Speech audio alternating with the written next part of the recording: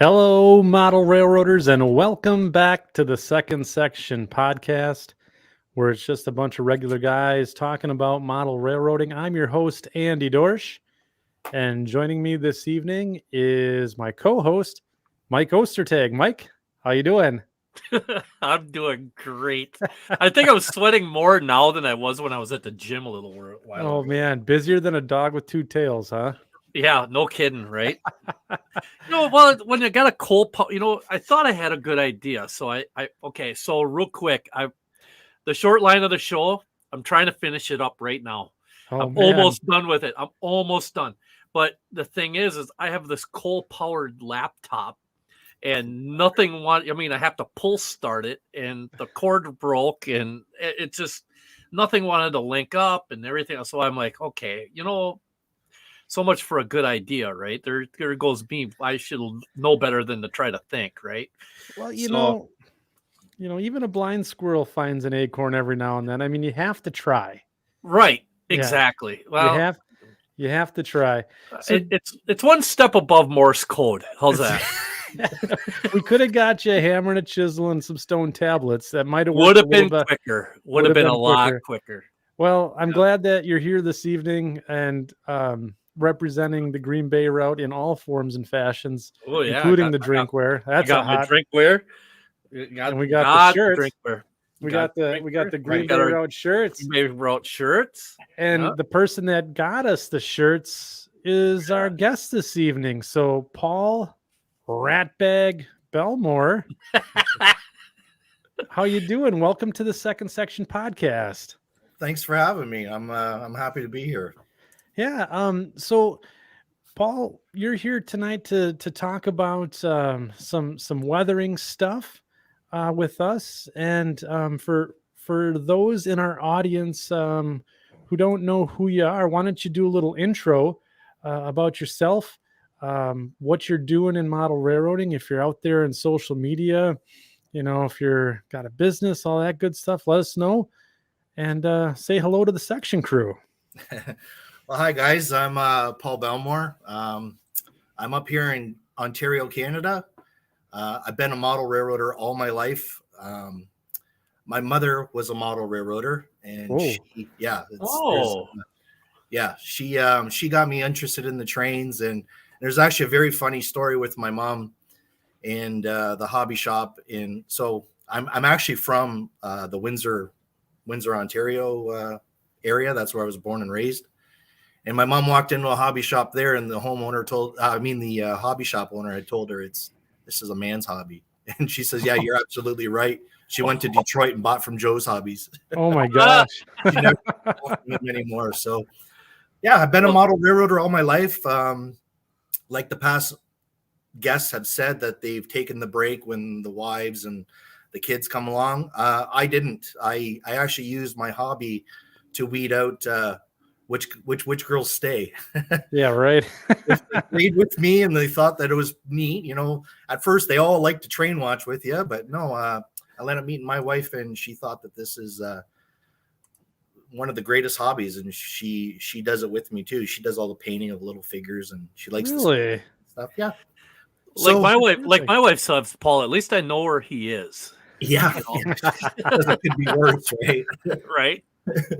So I'm currently building a large model railroad here in my basement. We built this house 9 years ago, and I have a YouTube channel, so it's the Green Bay and Western Lines channel. Okay. You can see my old layout, and when I tore that down, I kind of went through like a little funk where I was kind of like kind of saddened by the actual destruction of the first layout, because it all went into a garbage bin. Ooh. So I really focused on working on the basement, getting my presentation ready, and then I'm building the layout inside this monster basement. Okay. So it's going to be really fun, but I have a lot of friends and I have a lot of support to build a layout of this size. So I'm just going to pop that up so that everyone can take a look here. So you kind of know somebody too that may or may not have worked there. Yeah, that's what makes it the best. Yeah, right. So this is your YouTube channel here, Paul, yes. Correct? Yes, it is. Yeah. So the Green Bay and Western Lines. you have quite a few videos out here already, and look at I like to do a lot of the how-tos and stuff. I love to share this hobby, and yeah. it was actually my friend Willie Hatherley that said you need to start a YouTube channel. So he's in the audience too. He's Boxcar Will, and he was Okay. the influence for me to start the YouTube channel, and he helped a lot with the YouTube too. Yeah, I mean the helix bit, that's holy cow. This was a really good series of tips on how to do the cost-effective helix build. And then I really like the weathering rescue video that you just recently posted about it a couple months ago. Yeah, Those turned out really good. Those videos. I wanted to hold off on posting more videos on that because I wanted to actually share it live with us here on the show. Yeah, well, fantastic. So you got the YouTube channel. I will make a plug for you here. You should check out Paul's channel. It'll be in the show notes down below, and then I'll also toss it up in the chat as well, so you guys can go out there and take a look. There it is. So yeah, check out Paul's YouTube channel. Got a lot of cool content. Subscribe and watch his videos. Make sure you guys are checking in on him to see the progress on his layout and some of the cool how-tos that he's doing as well. So you're out there in YouTube. You're also out on other areas of social media, aren't you? Yeah, I have a Facebook channel also. It's all about the rat bike rail car. So I show everybody the models that I do, what I'm doing, what I'm up to, and then I'm going to eventually still put more content on there, how-tos and stuff. So yeah, okay, it's been pretty fun. It's actually really growing fast too.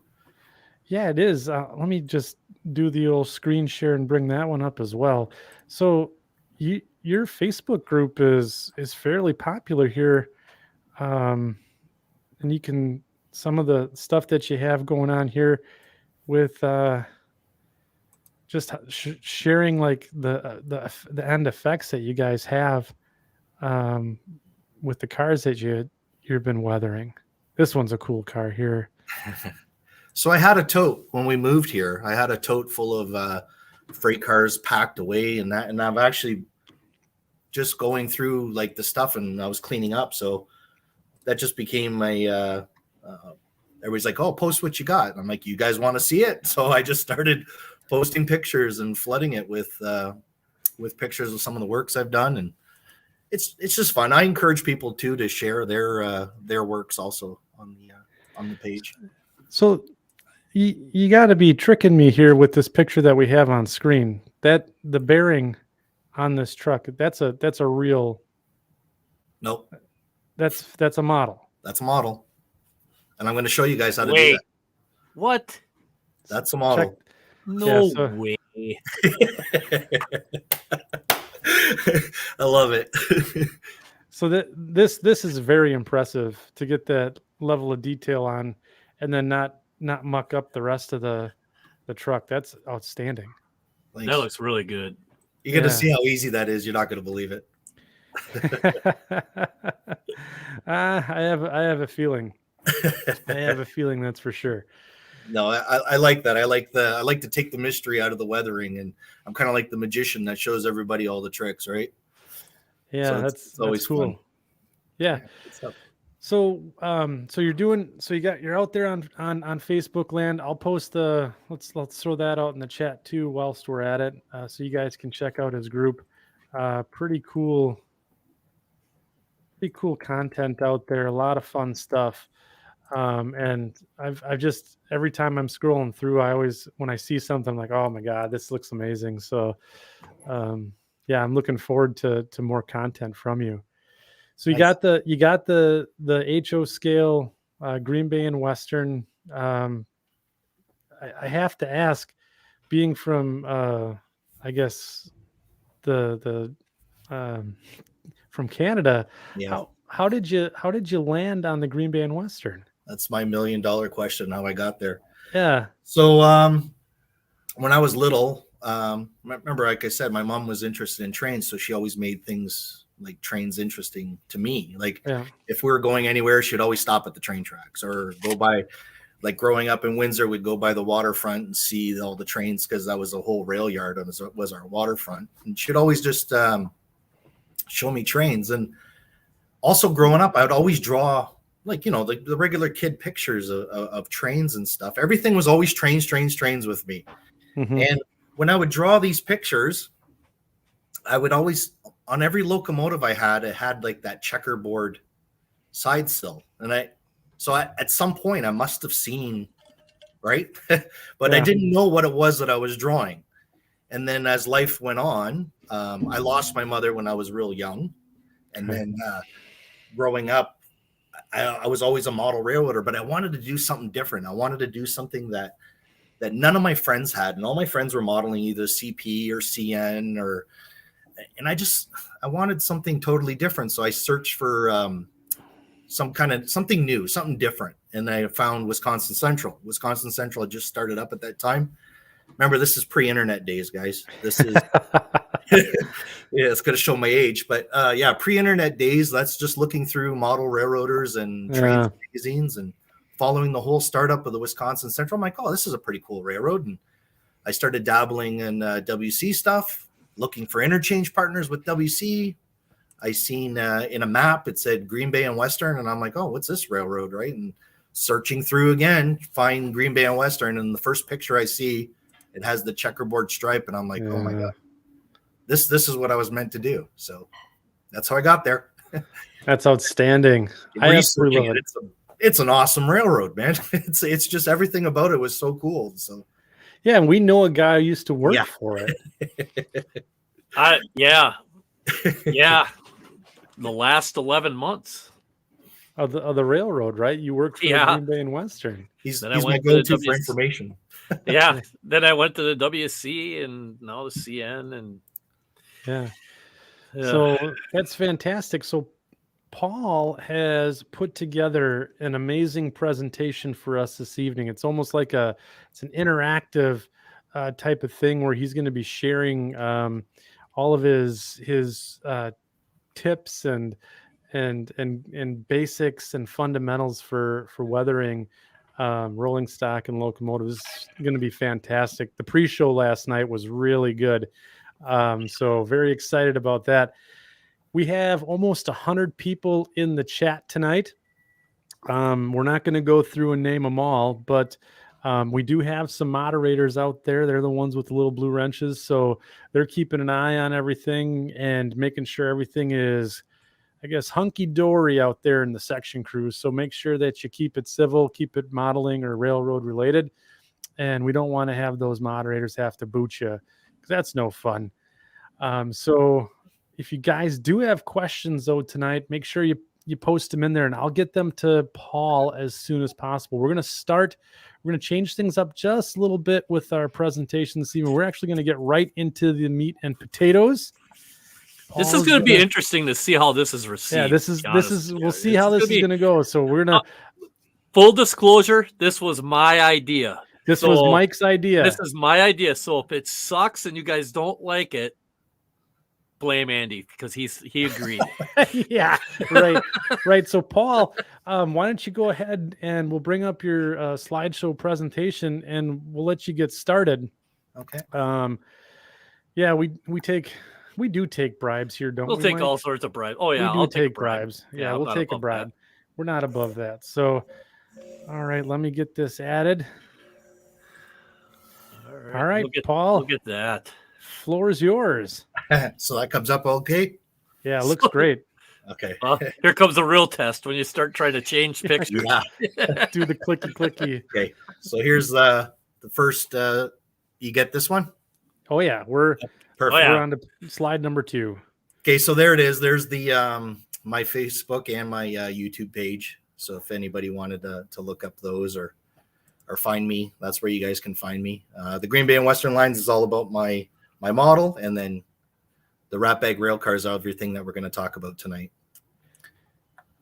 So the first thing I like to do when I'm going to model something, I just I'll research out the prototype. I try to find something that's either close to it or the effect that I'm trying to achieve or I'll actually do like just a mix of the different effects that I find on the picture. So these are the 3 top sites that I actually go to find what it is that I want to model. And of course, like I said, there's so many others. It's unlimited out there now that what you can find. Sure. So you're going to, which ones are they here? Just for our folks on catching the audio. So I go to Rail Pictures Net. I Yep. go to railroadfallenflags.org, and I go to railcarphotos.com. Those are the main 3 that I go to. And actually Pinterest a lot. Really? Yeah, Pinterest actually has so many, and like you can actually just search in weathered cars and weathered logos and weathered and so many pictures of just train stuff pops up. And then so I look and I find a prototype car that I want to model, or something close to what it is that I want to model. I find the car, I study it. I'm studying all those little rust streaks and stuff, and then I make a model of it.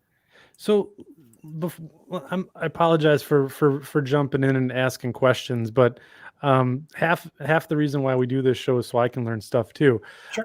Can you flip back to the prototype here? So when you're studying, you say you're looking at for rust streaks. Do you have a process where you go, kind of go around the perimeter of the car and all that, or do you have, or is it just kind of things that catch your eye? What do you do? So right away, first thing I see the patch, right? Yeah. And we know that this was the beloved chassis system, and CSX bastardized everything. So they put their and then just seeing, I see that quick patch. I see the scab lettering. I see the spray painted out Sleeping Kitty. I don't know why they did that.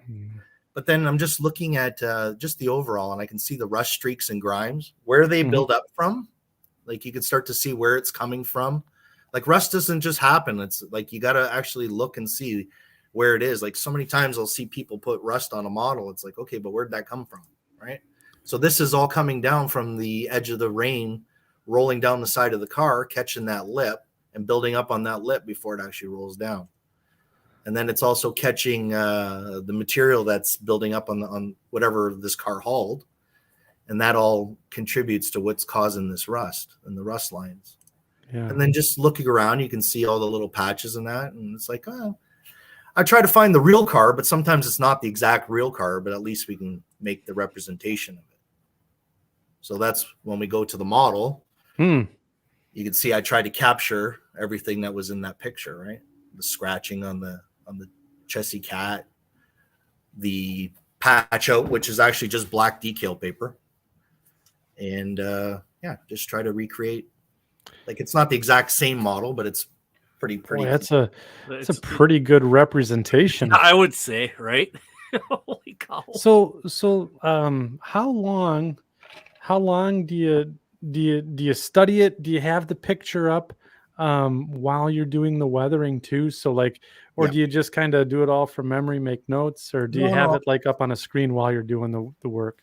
Yeah, I'll usually pull the either I print it off and I have that picture with me all the time, or everybody's got a laptop now as part of our workbench. It seems like.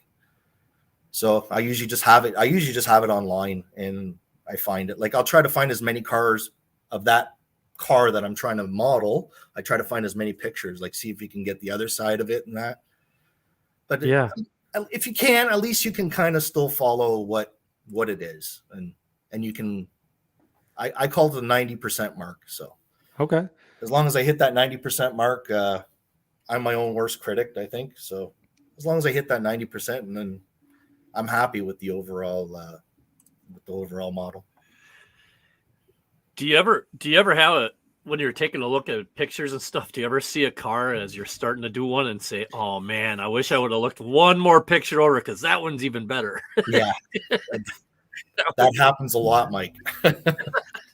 Or somebody else, or I think that I'm at my wit's end of trying to find the car, and then I actually start making it, and then all of a sudden it's like, oh, I have a picture of that car. Oh, I have a picture of that car. And it's like, well, where were you guys when I was asking you for it? No, it's with friends like those, huh? Yeah, right. No, it's fun. So the method that I teach tonight, we use acrylic paints and 70% isopropyl alcohol. I like this method the best because I have no fumes, right? The only fumes that I have at all, and which I do in the air booth, is the dull coat. That's the only thing that produces any kind of fume. This is easy tonight because there's no airbrush involved. Easy to learn. You clean everything with water when you're done. It's quick to dry, so you're not waiting for those months to dry that we'd use for oil paints. This is just quick. Like, we're talking minutes by the time it dries. And then you guys are going to love this the best. It's actually fully removable. So Really? we can't ruin nothing. Yeah, it totally washes off. If we do not like any effect that we're creating, it actually comes off. Great for all scales. So we have O scale models and an N scale model showing. The paint is fine enough to get in all those tiny little details in the N scale, but yet still effective enough that we can do it on an O scale model. Wow. That's GTW. Great. That's crazy. That's really good. So Split Rock is asking, acrylic is removable? Yep. This is a true craft acrylic. It's not a dollar store acrylic. We'll get into that more. You're going to find that with the once I do the presentation. We'll talk more about the paint. But you go into the materials, don't you? Yes. So we'll get to that, and then I can fulfill that question. Okay. Well, I'll jot it down to make sure that Split Rock gets his answer. I'll get his answer. I promise, Split Rock. Paul, because if you have to know that if Split Rock isn't satisfied, he'll just keep asking. Yeah. No, I promise I'll answer all the questions. You guys will like this. It is a true quality paint. It's not that dollar store paint. It's a different type of paint. And I believe Liquitex was the company that created the acrylic paint, the craft paint. So they've been around for a long time. So before we go to start working on our stuff, right, we're going to add our details first. So we either add the detail parts or we just make them. As you can see here, I like for the airlines on my cars and that, I just use that 20 gauge aluminum wire. I bend it into shape to make the airlines. And for the cut levers and that, I just use a craft wire. And I use that. What I like about this, I'm not bringing this model to a RPM meet, although I wouldn't be embarrassed to. But when I build the models for myself and my model railroad, I like the robustness of these parts, so that when my operators bump or get a finger caught on any of these detail parts, they don't come off. They're very solid. So they can take the abuse of being on like a heavily operated model railroad. Yeah, and then I'm not devastated. And if they bend it, all I just got to do is pull it back into shape. So it's the easiest thing. Oh, and you can see. So you can see here, like actually all my cars and that usually do get I even give the car bottom a treatment. But you can see this is one of those Walters cars where the coupler draft box has to slide back and forth.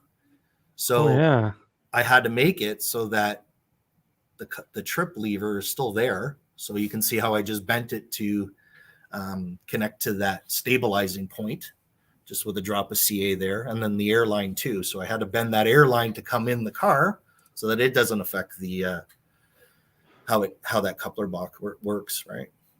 So yeah, don't be afraid to make your own parts, and once it's all weathered and everything blends together, it works.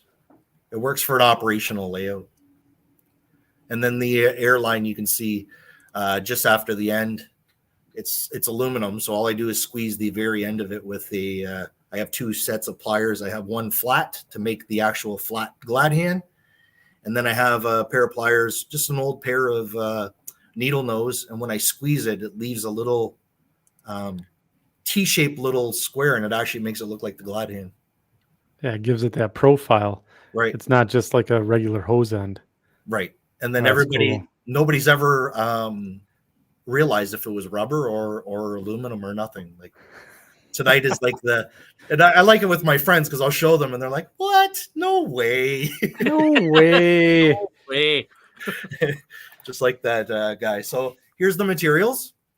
Everything that I create in this presentation is done with the materials that you guys see on screen. And this paint, I buy it at we have a chain of stores in Canada called Curry's Art Supply, and this is like the true artist paints, and they're not expensive. Like a little bottle of this, like $7. You guys got to remember these bottles. I bought it once, and I've had these bottles for like 10 plus years now. So the paint doesn't go bad. And you guys are going to love this because when it dries, we can actually use it again. So that's coming up in the video. But yeah, everything that you see in here, I'll go through each one of these things through the presentation, and you can see how it's used and what I use it at. We'll go to the next one. Are those paint pens there too, Paul? Yep, we got the focal paint pens. We'll use that for the wheels and trucks. Okay. Actually, more for the wheel sets. Sorry. Markers do some little tricks. That's coming up. If I give it away now, it ain't gonna make fun to watch the video. Yeah, right. Do you use any of the AK pencils at all, or the weathering pencils at all? Or? I've seen that just recently at the hobby shop, but once you get kind of used to your way, like once you start doing something, right? I'm always open to venturing for new ideas and stuff. Like I've actually gotten to these acrylic inks, but that's something for maybe a future episode that we can talk about. But I'm always up to new ideas. I haven't bought those color pencils yet, Mike, but they're on my radar. I have a couple of the sets, and I haven't used them yet either. And I'm just I'm a little nervous to try, to be honest. Oh, you want me to pull the gun first, right? Yeah. Sure, why not? Well, I'll do that for you then. So we'll go to the next one. Yeah, sorry, no taco sauce here, people. Aw, where's the taco sauce? Well, you guys love it. That's my favorite slide. I love that. Because I can make the actual wash myself with the with this paint, with the Liquitex. Yeah, with the burnt umber, I just really thin it down to a watery substance, and I can create the same effects that the taco sauce does. It's not that I don't have it. I have it. I do use it in certain things, but not in tonight's modeling endeavor. I mean, you're going to cause an uproar with the section crew this evening. But yeah, it's interesting. The if you use high quality paint, you can do just fantastic things. Yeah, Liquitex is really good stuff. Oh yeah, it's I personally love this stuff. Once I experimented with it and I found this, and like I said, it was actually on sale the day that I had walked in the art store, and I'm like, oh, I'm going to try this, and I experimented it with a little bit, and I showed my friend. I'm like, hey, check this out, and he's like, oh wow, that looks really good. And then experimented some more, and then you keep refining your ideas, and I don't turn it back. So, and the nice thing about this paint too, if you wanted to, like I can actually thin this down. I thin it down like a 50-50, and it's fully airbrushable too. So if you want to use your airbrush, you can. So there's a question from the chat, Paul, about the paint. So the Otter Creek in Rio Grande says, are these similar to tube acrylics by Liquitex, or is it just a different consistency? This is like a paint paste. Like I've seen the tubes. But this has got like, honestly, I can't say that I haven't tried the tube stuff, so I can't really tell you that it's the same thing or it's not the same thing. But like if you find that soft body, like it says soft body on the bottles, you guys can see it? You catch that? Here, I can put you back up there. Yeah. So it's a soft body that I use, and it's more like a paint paste, like it's thick. So kind of thick, like an oil, kind of like an acrylic, it's an artist oil, almost as thick as an oil. Yeah. So when it comes out of the bottle, it gets thick, but you can thin it down. I only use the alcohol, guys. It's not that you can't thin it with water. I use the alcohol because it speeds it up.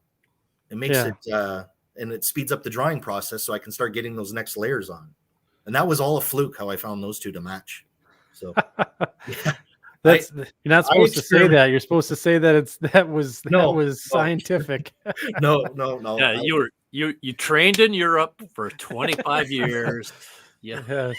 I always like to say, because I've been doing this since I was a young guy. I think I've ruined more cars than people would even try to weather. So, but that's when I said I found this medium and it washes off. So I'm not ruining the cars anymore. I can fix anything that I've done now. So if Nice. that doesn't work for you, you'll see. We're going to get to the videos there, and then you'll see the process. So out of all those colors that you guys seen, these are the top three. I call these the big three. Any effect that I really need, I can do it with these three colors. And those are, it looks like raw sienna, burnt umber, and burnt sienna. Exactly. Those are the top three. And like I said, these bottles are old. And this, once you have this, it's going to last you forever. So it's worth it to take the jump just to try it for how cheap these actually are. And then we get into the paintbrushes. Like I'm not a true artist, so I can't really tell you like, oh, well, it needs to be this type of hair or this type of brush, or it's got to be a certain type. Like all I do is when I go to my art store, I feel the brush, and if it's got that nice firmness to it, that's what I need. If it's a brush that folds down and it's too soft, it doesn't work for what we're gonna do. Like there's reasons I do have some of those kind of brushes, but this is the kind of brushes that I look for. Like all I got to do is just feel that end. As long as it's got that nice toughness to it, that works. If it's like one of those ones that just fold and it falls all over the place, I can't. Those won't work for this. So a bit of a more rigid bristle. Yeah, and then you'll see why once we get into the videos of it. So if we were going to distress or fade our logos and stuff, I would start with all that first. I would do like making all those fades for everything, like on the logos and any of the wording. And then we could do that. We can achieve that like just by lightly sanding it with sandpaper. You know, the fine hobby sandpaper. That's what I use to break my logos down. There you go. Air erasers. You guys have the Harbor Freight. We have Princess Auto. They have a little air eraser kit, and I use baking soda, and I just wash it off on the car. And if you set your airbrush, you set your compressor through through the air eraser, it works out just enough that you can actually break a logo down just to look just like that. Oh my gosh. White acrylic paint, which I'm going to show you in one of the next videos, and the Solvaset. You put in the Solvaset on the logo itself. You can break a logo down. These are all for factory painted freight car. That's how I break down the logo. Another method of fading, Gary Christensen, he was instrumental when I was learning. He was one that was willing to give away a lot of secrets and stuff. So he's got an awesome method how to fade cars and that he uses with an acrylic also. He just uses an acrylic one color lighter than whatever the car is painted. I don't want to take away from him. So if you guys would really like to see his method of fading, feel free to go over to it's Jeremy St. Peter's site, but it's the Rust Bucket. You guys go visit the Rust Bucket, and they're awesome guys over there. Like they're all guys like me. They'll tell you how they achieved certain goals and stuff to make a model. And again, they're hashtag not sponsored. I still say you coined that phrase, but it's good. Yeah, go visit them and you'll see Gary's methods, and he's he's actually got a whole series on just fading. And I follow that. I actually do some cars like that also. So we start off first before we're going to work on any model. We have to dull coat it. The dull coat gives the model the tooth that this material will stick to. It will work if you don't dull coat it, but you want to be successful, dull coat first. Always dull coat. Doesn't matter which dull coat you use. I've used every one of these. They all have the same effects. I think that the Testers has the most talc that comes out in it, so you can actually achieve weathering effects alone with the talc and the Testers dull coat. But it was starting to get hard to find for a while. I've used that Krylon, the big can. I've used it only when there's nothing else available. I still find it comes out pretty thick no matter what I do. Tamiya, I find that the best for the nice finish coat. So usually I'll finish everything at the end with the Tamiya coat, and that's the last one that's on. So when you're handling the cars, none of the weathering comes off. Yeah. And this was the Model Master. Sorry, I ripped the label when I ripped the lid off, but that's the Model Master paint. It works too. It just really stinks. Oh, it smells horrible. Oh, that was the worst one. So Yeah. I put them in the order of. This was the one. I have cases of this. Like I honestly do, and it's like when everybody was running out, and I'm like the hoarder of toilet paper during the COVID pandemic. I have all these cases of this stuff. Though. That's we're gonna have to do a show about hoarding. Model railroaders that hoard. That's gonna Yeah. be on a shirt one of these days. Yeah. So No, we'll get into the first video, and this I just start talking about. This is pretty simple. This is like more information that just comes down. So I'll play the first video. Cool. Okay, so what we're going to do, we're going to dull coat a car first. So what I have right here is a little bowl of hot water, and I put the can of dull coat inside the hot water. And this helps break down the talc that's inside the spray can and increases the volume, which allows us to paint a lot easier. So just going to let this sit for a little bit. I usually get about 5 minutes, and then we'll take it. We're going to shake it up real good, and then we'll spray paint our product. Okay, hey Paul, before you go any further, Sure. I have a question. Yes. Do you ever interchange the nozzles on your spray cans if you find one comes out with a finer mist than finer particulate than another one? Do you try to keep that one as your go-to and just go from can to can to can, or do you just go with whatever comes on the can and just go with that? I've had that. I've had that happen where one will come out a lot easier than the other. I find though, Mike, if you do the hot water, that's just regular tap water, as hot as you can get it. Right. I find once you really do that breakdown, you clean that little tip after I spray. I usually just wipe the end with a paper towel when I'm done. I never really encountered too much of the like buildup. So right. I just didn't know if there was like if you found that like certain even brand new cans where certain tips spray. You know what I'm trying to say? Yeah, where you'll get that you get like you get a little bit finer mist coming out rather than like such a heavy mist, where you don't have to stand 12 feet away from it in order to get to where you need to be. You know what I mean? Yeah. I've only had that, like I said, like I think I've only ever had to change one on one can because it was like flash around from their manufacturing process, and that's what really caused it to do that. That's weird. Actually, in a true story, I actually had a brand new can of Tamiya, and I don't know what the hell was going on with that one, but it came out and in the spots that it made, it was like just horrendous, no matter what I did. So I garbage canned that can. I didn't even want to use it.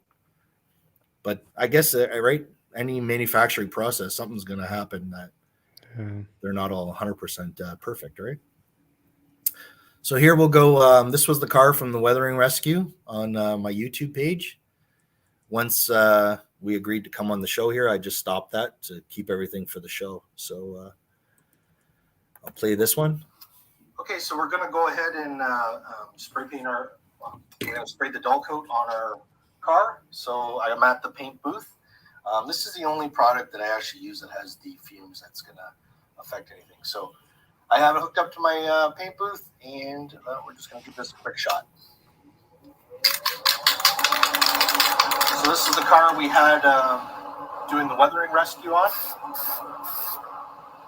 the YouTube channel.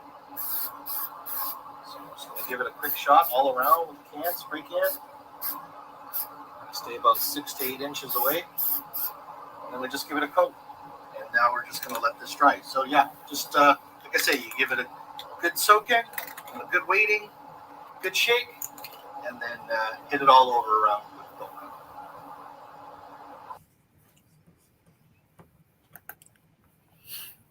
So we'll go through the steps in this weathering process.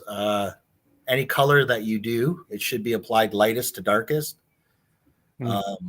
We build it up in thin little layers until we build up the effects that we're trying to achieve.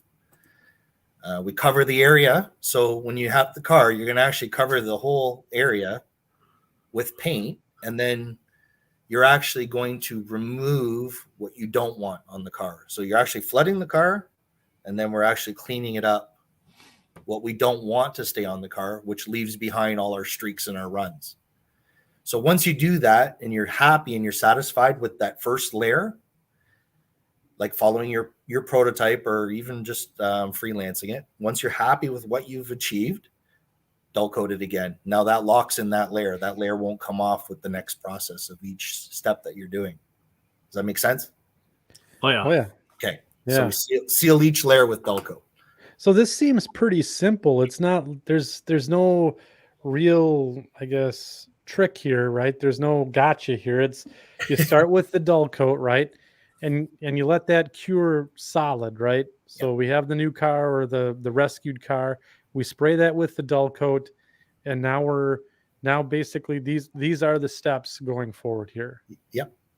And I tell you, if I can do it, you guys can do it. This is easy. Okay. This is easy. Don't be intimidated by anything. Yeah. So we'll just talk about a quick fade first. How we were talking about that other fade. So just a quick fade. We'll do this with the white. Okay, for a simple fade, I use some of the Liquitex white. I'll put a little blob on the.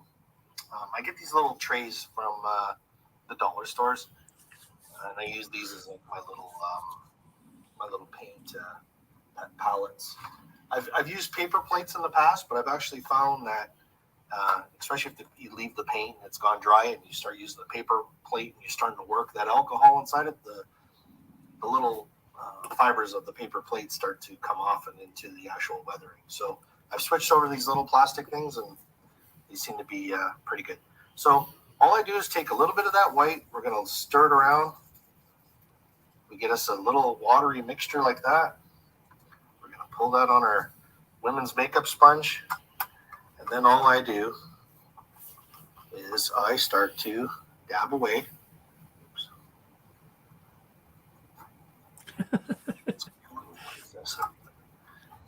I just start to dab. So you can see the effect that this creates.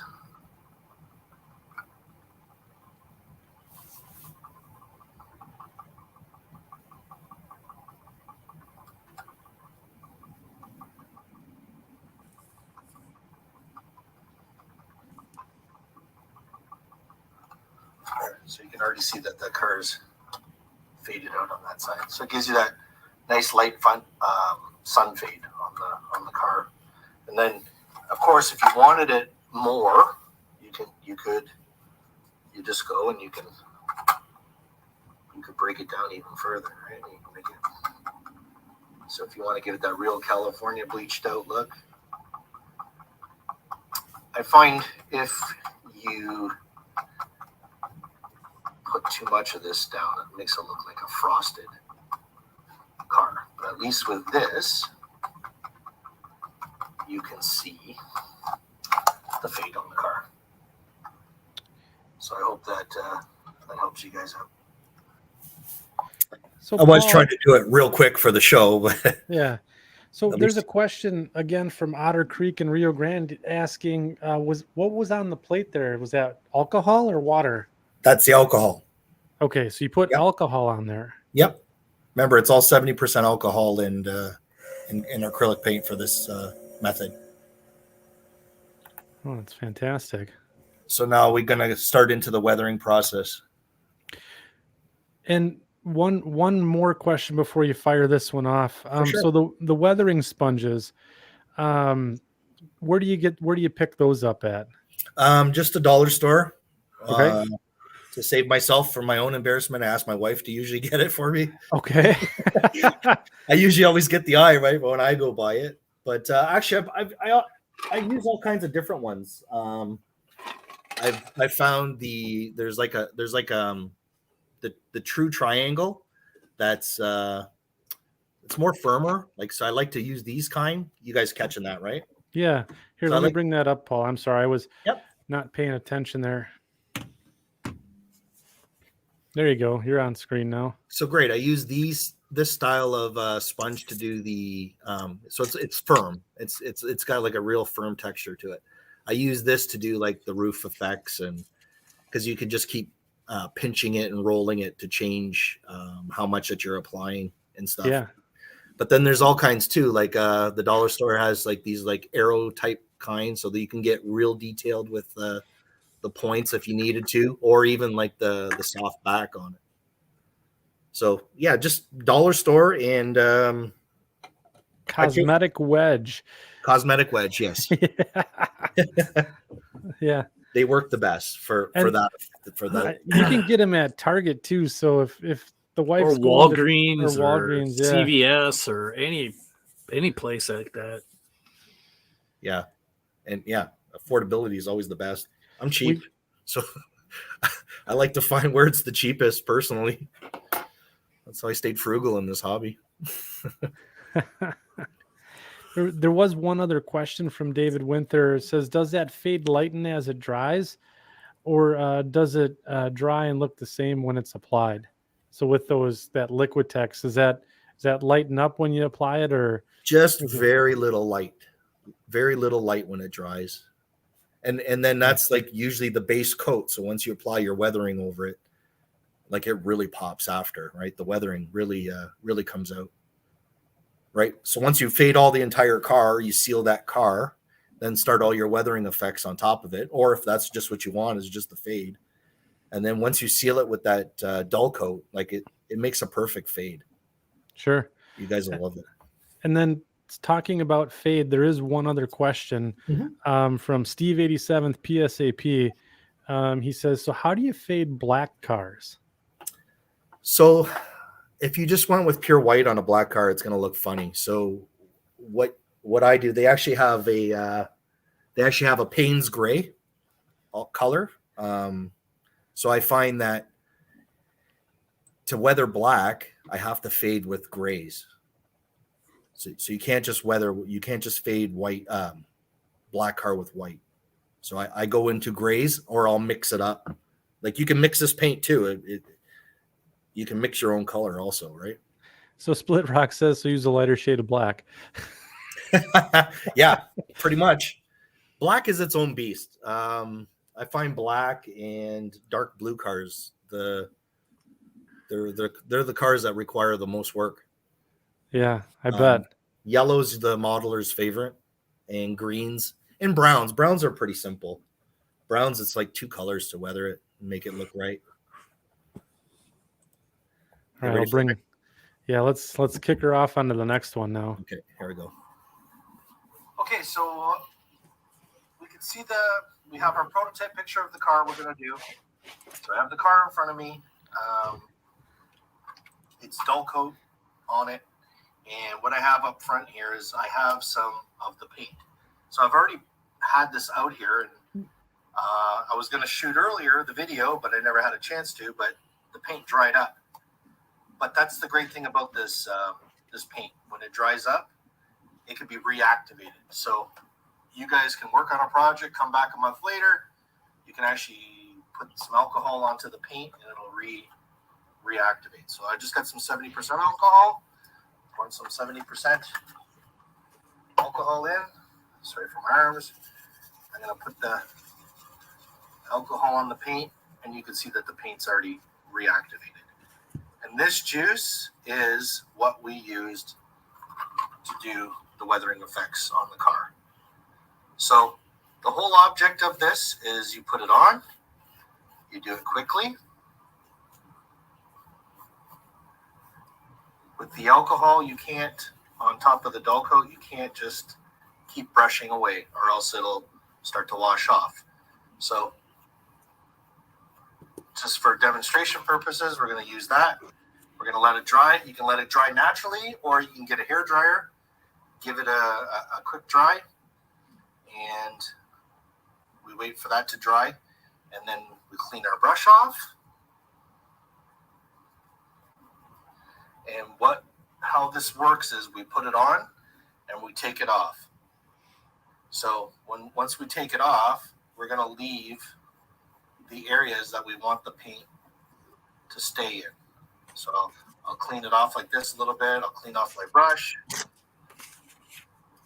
So if you wanted to make it, if that was the streak that I wanted to make, I'm going to leave it.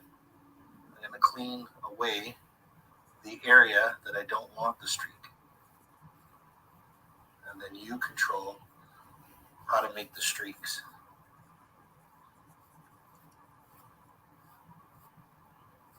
So you can already see how I'm going to get and create the lines that I need on the car. So I would do that with the whole car. I will go through and I'll weather it up with the colors that I need. So that was just burnt umber. So just burnt umber alone is making the grime. It makes that grime effect in the product. I could use a little bit of the raw sienna. So I could reactivate the raw sienna.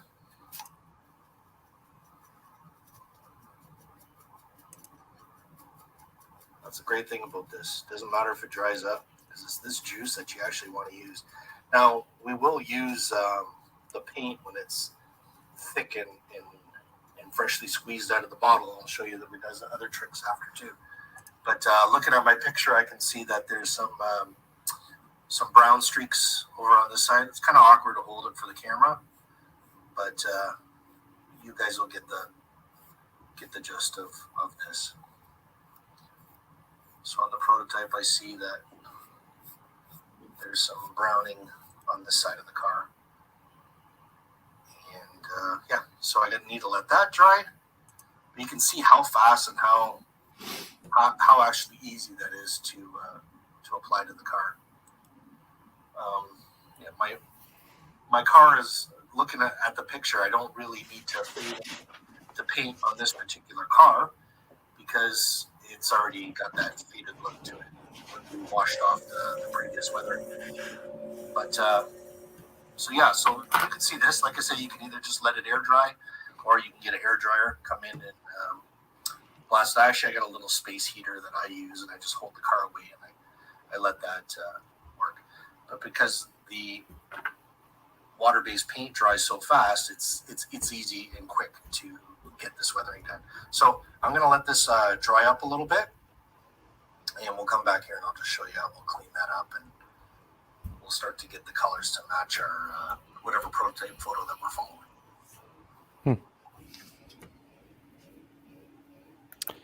Fantastic. There's a quick, Paul, there's a quick question here from the chat. David Winters asking, how long are you letting your dull coat dry?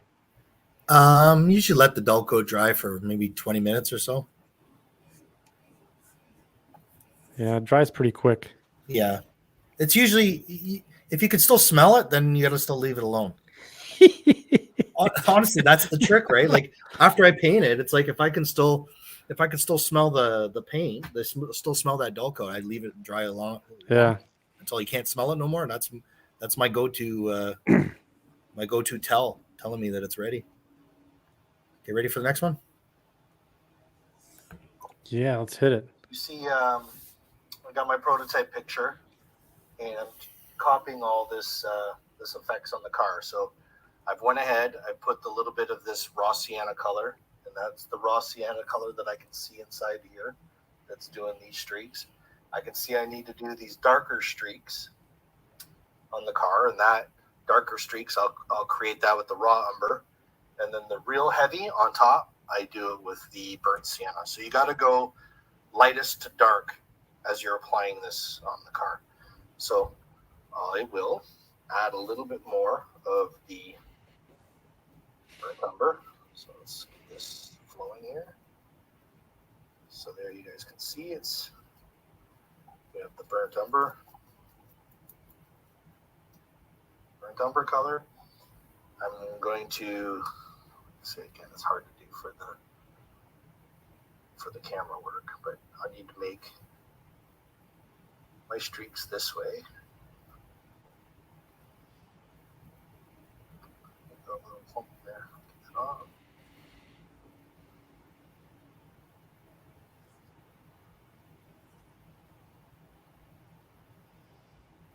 A little bit more here.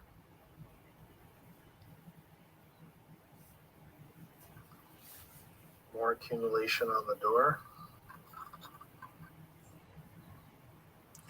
So the whole object is to try to keep, so use some kind of focal point on the car itself. Like I said, for trying to do the camera in the car is kind of difficult for the demonstration, but so you can see you put it on, you let it dry a little bit, and then you're taking it off, and that's what creates your the effects that you're looking for. So I'm going to just do a little bit more streaking here. You can see how thin the actual coats are. Yeah. It's Oh, very- yeah. Yeah, this is really, really good stuff here. You're building it up. Yeah, just take your time and put the layers down to make the product. So we'll let that dry and we'll come back.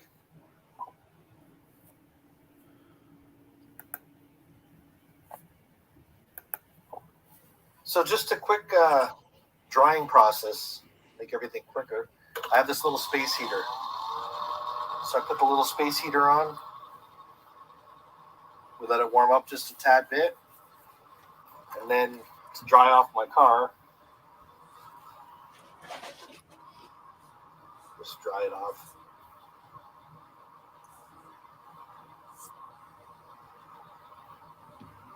That off. And then there I have my car is already dry. So everything's already dry to the surface.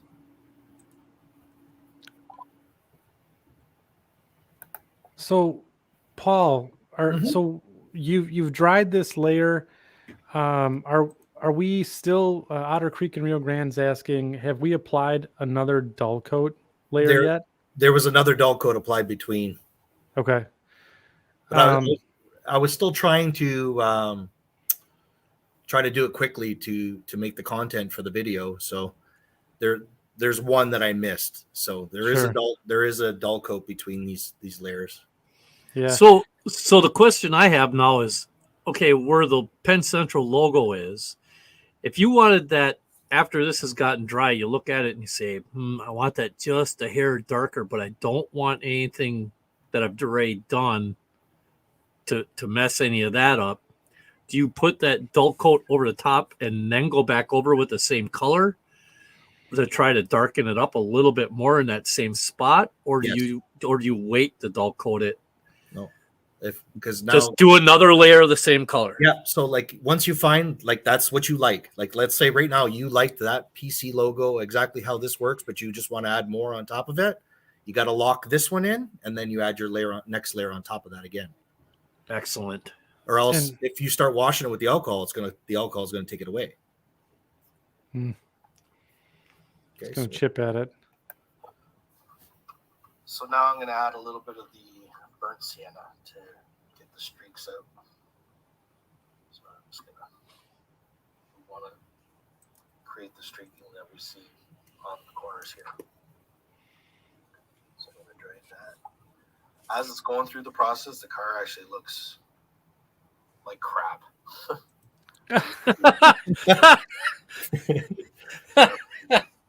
It really does. And so you shoot it with the alcohol with the dull coat again, and then it brings it right back to, and then you're like, wow, it looks good again. So David Winther was asking, you don't run into the hazing, any hazing issues with alcohol and the dull coat? You can already see the streaks coming in that you want to create. You do. Here, let me pause this for a minute. Sure. Yeah. Would you? So you will run into that hazing, but once you shoot with alcohol with the dull coat again, the hazing's gone. But sometimes you want that effect. Sure. So sometimes I want that hazing effect, like I was just saying earlier about a blue car. If you guys see on my Rat Bag page, I have like a before and after of a Grand Trunk car. So that car, I actually shot it with dull coat, and through an airbrush, I spray painted the alcohol, and then the alcohol just gave it a perfect blue fade. Yeah, there's more than one way I do the weathering, but I don't want to take away from what we're doing tonight. But Yeah. there's more ways and there's more tricks I'll be able to show you guys in the future. So I'm going to resume this. And yeah, so just for demonstration purposes, I just did this real quickly. Usually what I'll do is in between each layer, as I finally get it, that the first colors that we laid down, as I get it to what we want, I will lock it in with dull coat. Then I add the next layer, and then we lock it in with dull coat. And then we do the next layer, and then we lock it in dull coat. So that's how you get that effect. So you can easily see in the picture how we're achieving that. So if I was working on this car, I'd be a lot more time into creating the effects that I want.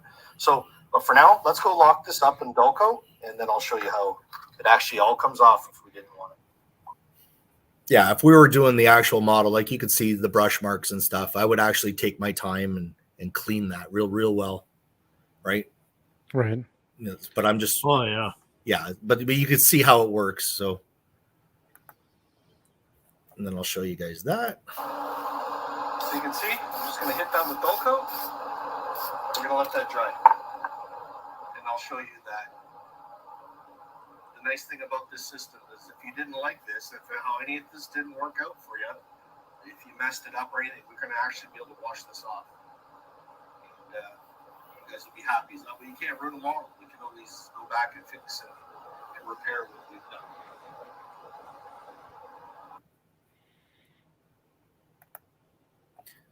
So we'll talk a little bit about textures. Again, we go back to those sponges, but now we use raw paint. So when we squeeze the paint out of the bottle, this is actually just the thick paint, and we're touching the surfaces to create any of these effects. You can see it works on steam. We have it on the steam and all the piping in the bottom to create that rust effects on the piping. Makes that real crusty looking effect. And then you can see it also on the roof of the freight car here. that's cool. And then this is just a quick video. This is just a quick way how to do it. So now if I wanted to make some kind of some texture on the roof, right? I used the more of the makeup sponges. So I put some paint in its raw form, and it's wet and active right now. We're not working. Like, you can't confuse this with the dried paint. This I need it like fresh. So let's say we wanted to put some texture on the roof. So I used the woman's makeup sponge, or I've used the Avid Blue Box sponge. Any kind of packaging sponge that's rough is nice, and even like those scouring pads that you have underneath your sink, you know, the yellow and the green, we use that. So all I do to do my textures on the roof, we start with like our lightest color that we wanted to make. So I'm actually loading up the actual paint, and we go on, and I'll put it on the car. Actually, let's go on to a silver car so that it's a little bit easier to see maybe. So like I said, we'll load up the paint. And what I'll do is I'll go and dab it on the car. So we have our lighter color, and then we'll go into just a little bit of a lighter, darker color.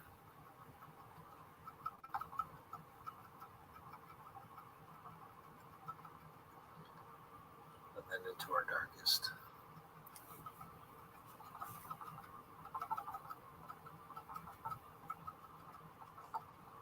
So you get to see how that effect is created to do those rust breaking through patches. That's really simple.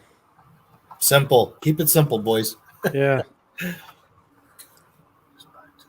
And I there like you to have call- it. Sorry, Mike, go ahead. No, I said, and there you have it. There Big you old have it. rusty roof. That affected rust on the roof color.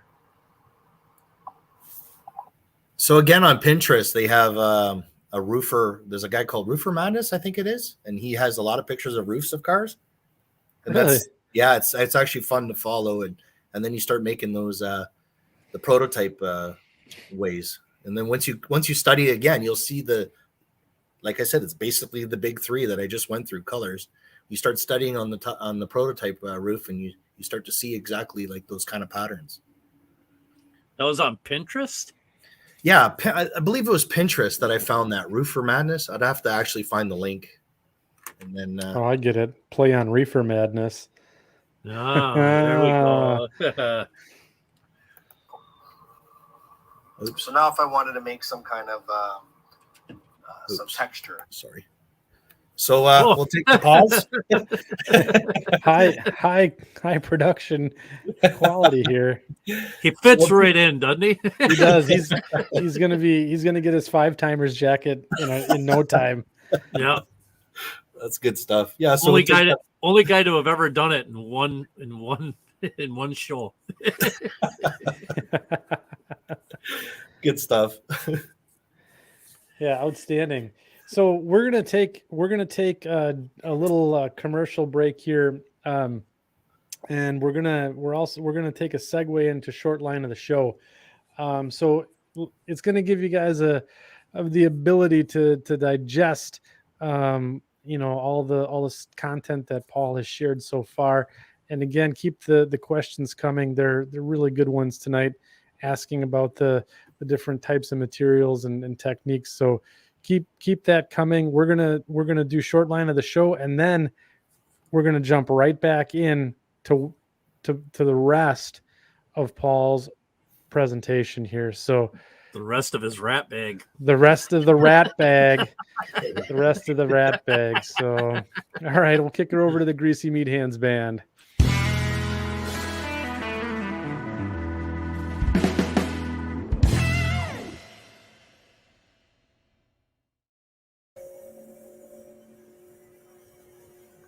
All right, folks, it's time for short line of the show. This is where we take a look at all the fun little short lines across United States, Canada, North America. Mike, where are we today on our journey? Okay, first of all, this is either going to go really, really good, or it's going to be a monumental failure. I'm Yeah, I'm actually excited. No middle ground here, right? Oh, there is. It's either one end or the other. That's it. That's all there is. There is like no middle ground, like you said. We're all changing right. things up, right? Yep, we're changing things up. So, as we always do, I'm going to get into the. Okay, let me see if I do this the right way.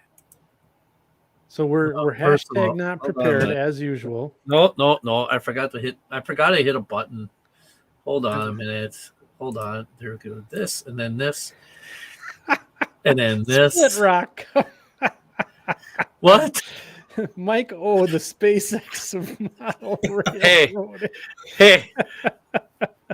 Only if I'm throwing chunks of concrete at you is that true. Yeah. There we go. All right. So Mike, we're gonna try something. We're gonna try different. this. We're trying this here. I'm gonna hit my share. Thank you, Wigwag, by the way. Let's see. We're doing this, and we're gonna go here. Can you see that? Yes, we can. All right. We are in the great state of Minnesota, Minneapolis, St. Paul area, and we are going to be looking at the Minnesota commercial. All right. The Minnesota commercill. Commercial. The railroad that's got a little bit of personal touch or personal interest for it, So the Minnesota commercial, it's based in Minneapolis, St. Paul, Minnesota. It started operations on February 1st of 1987. It was formerly known as the Minnesota Transfer Railroad. Now, the Minnesota Transfer I'm not exactly sure on how this all happened, but on February 1st of 1987, Minnesota Commercial leased the trackage from the Minnesota Transfer Railroad.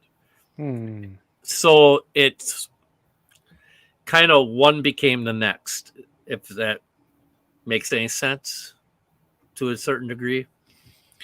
They have about 150 miles worth of track, and they connect with pretty much every railroad in the Twin Cities area: BNSF, CN, CP, Twin Cities and Western, that's the TCW, and the Union Pacific. They have got all sorts of industry spaces. I believe they also do the Hiawatha district, like what William Sampson models, and on his stuff. And we'll see a little bit of this here a little later, but they have many different areas of industrial trackage and things of that nature. And they offer up this is one thing that I thought was really interesting when I did the research on this. They actually have a team track service where they have I think it's like 5 or 6 locations across the city or growing the greater Minneapolis, St. Paul area, where if you had, say you had some kind of special load that you needed to have unloaded someplace. Say you had a flat car of like ingots, or a flat car of like cast steel or something like that. Something different that you needed a special. You didn't have your own track to unload of that. Minnesota Commercial actually has locations for you to be able to do it, which I thought was really, really kind of cool. Oh, wow. Yeah, I mean, and modeling wise, what a great little thing. You just have a little spur track someplace. You put anything you want there. Yeah, pretty much any type of car. Right. Yeah. So they also have lumber, steel. They service several different grain mills in Minneapolis, St. Paul area, which is known for their grain elevators and grain districts. They have a lot of warehousing. They have transload facilities, which is not the same as the team track services. So they actually have regular transload facilities that, for like bulk powdered items like flour and things of that like nature. Fertilizer and those types of things. Yeah, whatever kind of stuff like that. And then they have a whole bunch of places that are just they actually coined it as miscellaneous manufacturing. So that could be things from plastic to hay to rubber, chemicals, all sorts of stuff. Unbelievable. Minnesota Commercial's big claim to fame is that their motive power roster is about as eclectic as you are going to get. Alco, EMD, General Electric, Montreal Locomotive Works, and like I have written right here, that includes rebuilds of all of these engines. So it does, if it has 4 wheels or 6 wheels and runs, they'll use it. And age doesn't matter, and we'll see some of that here in a little bit. Now, I'm not sure how well this map shows up. I don't know. Can I control scroll and? You might. We're gonna break it. There you go. That actually worked pretty good, Mike. Yeah, perfect. Yeah. Okay, so their main yard area is right over here in St. Paul. The Mississippi River splits Minneapolis and St. Paul in half, basically. So over here in St. Paul, they have their main yard area, and it's not overly huge, but it's big enough. University of Minnesota is right in this area here. Can you see my my little paw cursor there, guy? Yeah, I can see that. Okay. Good. All right. So this area here is along University Avenue by University of Minnesota. This is called Dinkytown. Whoops. Dinkytown. Dinkytown. It's actually an area in Minneapolis that they like a little subdivision type thing. It's right around the university, and it's just a lot of cool shops and things like that in there. But it's really got some awesome railroad stuff, grain elevators. BNSF's big yard got a big yard there. Minnesota Commercial's got a big yard there. It's just matter of fact, this is one of the locations where one of those transload facilities is at, actually. Right next to the big B. Is that the BNSF yard? Yeah, it's right in this general neck of the woods. Man, why is it? It must time out. Time out. Yeah. Well, we'll figure it out. So, they also serve New Brighton, Minnesota, Fridley, Minnesota, which everybody will be heading that way here after I get done talking. Then they also go to Hugo, Minnesota, and Bayport, Minnesota, which are off of this line over here. So, for the most part, that's the Minnesota Commercial. The original Minnesota Commercial, I believe, is this line right here. The north-south line. The north-south line. On the east side of the Mississippi. On the east side of Mississippi, yes. Easy for you to say. Yeah, right. So, all right. Oh, wrong way. All right, so the Minnesota Commercial, this is their all-time roster. And what? I thought I could have swore I saw B23-7 there. Oh, you do. There's 11 of them. Okay. Yeah. Good. You're looking at the B23. You don't want to talk about the B39-8E? No, I didn't. Or an RS-23. I mean, this is what I was saying before. Their roster, they have got some of the neatest power for a short line railroad that you're ever going to see. Now, this is the all-time roster, so much of this has been sold off and gone. Like the RS3s aren't there anymore, and I know the CF7s are not there, and I don't think the GP16s are there anymore. So, wow, yeah. So this is crazy. They are home to the last operating RS-27 in the United States. The Green Bay and Western, former Green Bay and Western, 316 is the last running RS-27 in the country. Huh. The 318 is still there, but I visited there, and I'll show you some pictures that I took. But when I visited there with William Sampson, the guy in the shop actually told us that they had to use the part off of the 318 to keep the 316 running because they couldn't find the part. So now they're trying to find a part to replace it on the 318 to get that to run again. So it's not, it's just taking a nap for right now. The 318 is. There's fingers crossed that it will go back to get back running. They have a former Santa Fe SF30B that they still use, number 42. You'll see a picture of that. You'll also see a photo here in a little bit of the of a former Canadian Pacific RS-18U that is still in use. Wow. From what my knowledge is, that they are also the only railroad in the United States using a RS-23 from Montreal Locomotive Works in regular service. Really? Yeah. And that's a crazy little engine because you think of RS, right? You think of an RS engine as being this kind of like GP9, GP35 type thing. RS23 is an end-cab switch engine. Yeah, it's crazy. It's actually a gorgeous looking engine. And then this is what I thought was nuts.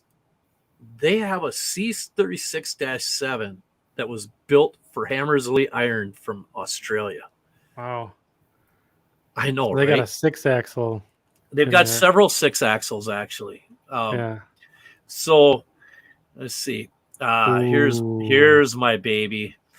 This right here. This is what the three. Well, lucky enough. Jump in, Paul. Jump. Oh, that's the best for sure. Yeah, jump on in. What's that, Paul? Oh, that's the best. That makes my heart happy seeing it still alive. Yeah, it's lucky enough that it was in the Roundhouse the day we showed up. It wasn't scheduled to be used that day. It was supposed to go out the day after, but yeah, this was an incredible catch. I'm not afraid to say it. I actually, when I saw her for the first time when I walked in there, I actually teared up a little bit.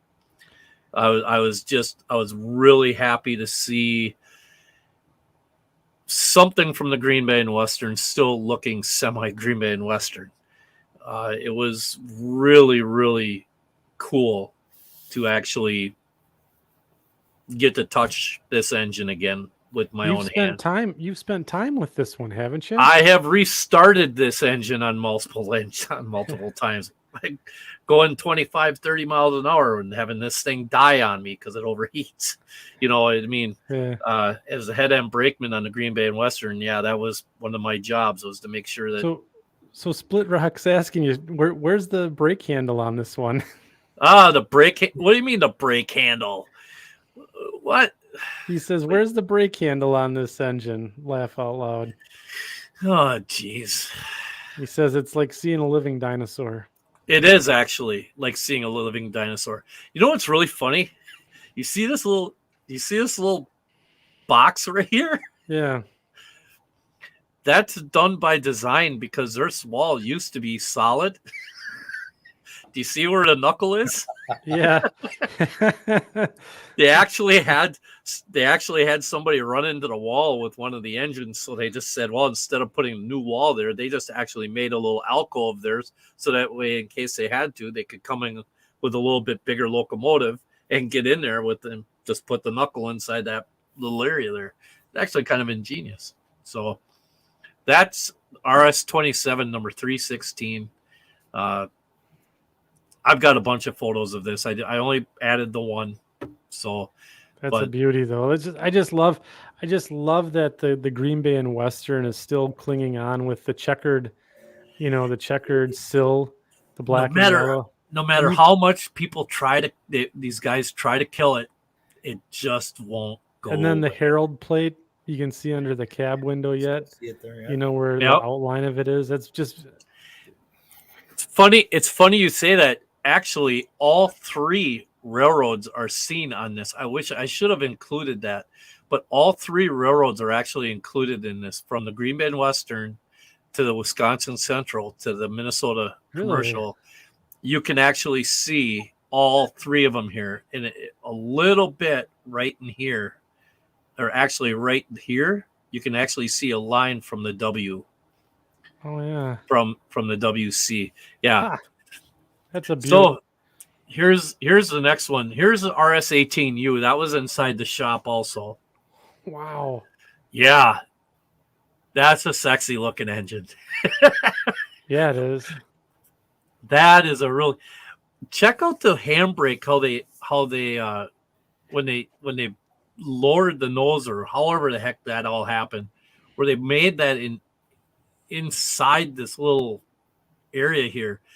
Personally, I would think that'd be a pain in the rear end to try to apply that handbrake being inset like that, because I mean, you're not going to run into it, but it just, to me, seems to be kind of, I don't know, I'd like to have it stick out just a hair more, but yeah, isn't that gorgeous? That's a cool looking locomotive. It reminds me of how they used to put those bathtub Jesuses on the properties. And people, Yeah, Yeah, the bathtub Madonnas. yeah, Yeah. that's it. Oh yeah, that's a really good analogy. that's exactly what. That's actually exactly what it looks like. Now, this one I took a while back in the 318 and the 314. The 318 is now down on a track in the yard. This is actually taken, obviously, in the wintertime, but it was taken at over by the engine facility. And the 314, I don't know if that one's still being used. It might be. I think the 314 might still be being used by Minnesota Commercial. I know a couple of the C424s are still there, but I'm not exactly sure which ones. So then this was a really neat thing. Blue. Yeah, blue. This is a B36-7 that Minnesota Commercial had just acquired from TTI, which was Trans Tennessee Industries, I believe. Something along those lines. It's kind of like a coal hauler down in Tennessee. Yeah, I think a Delay in Block on YouTube did a rail fan series on that. On that railroad. Yeah, and this is one of those engines. The Minnesota Commercial had just gotten it. They were going through it. It was not ready for service yet.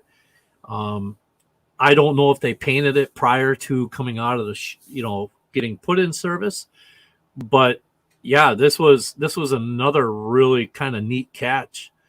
Wow. Here you see the back end of that RS-18. Yeah, right. So yeah, this was really, really kind of neat. And the guy from the shop was really, really awesome. He showed us around all sorts of stuff. That's cool.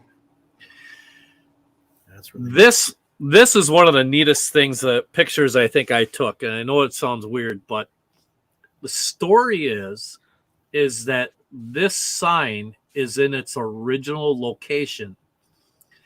It had fallen down inside the shop, and they put it back on the wall. You can see it being hung by it's hanging there by chains and supported and stuff.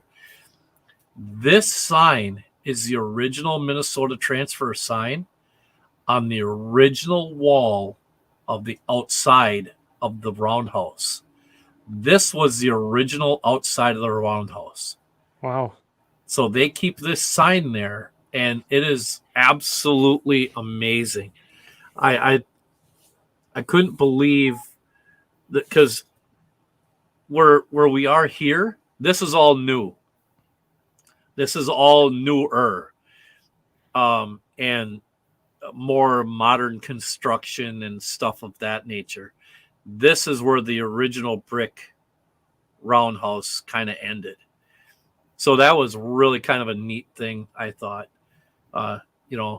Just kind of shows the heritage, and that not every railroad wants to get rid of its history, Yeah, right.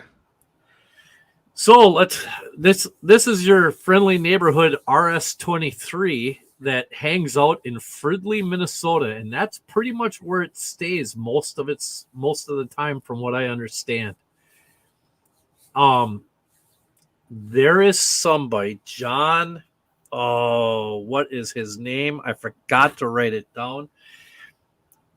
When we were at the Minnesota at the modelers retreat in Plymouth, Minnesota, there's a gentleman, John Whithouse. Rings a bell. John Whithouse. He's a former workbench of the week winner. He has one of these that he has 3D printed. Yeah. And they may, I'm not going to say they will be, but there may be some things in the works down the line for this engine being available at one point. So, but he's got one or two of them, and I tell you what, they look gorgeous. Yeah, I think he's flashed them up on the show once or twice too. Yeah. I mean, it's a beautiful little engine. Just a cool I mean, nobody thinks of an RS as an end cab switcher like this. Right. It's just fantastic. Here's some B39-8s in New Brighton. Pair of them. You know, and the thing is the Minnesota Commercial, for being a metro area railroad, they go through some really kind of neat scenery.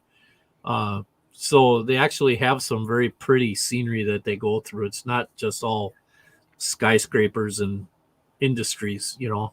Yeah. So It's not all downtown. right. I just kind of thought this was a neat picture. Here's the 316 out and about in St. Paul. Cool bridge shot. Who doesn't like a bridge shot, right? Yeah.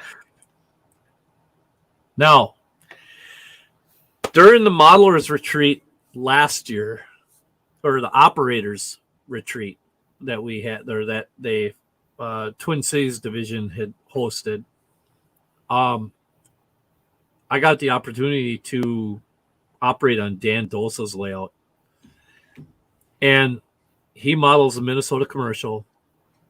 And let me tell you, I think we spent, I want to say it was 2 hours on his layout, me and another guy.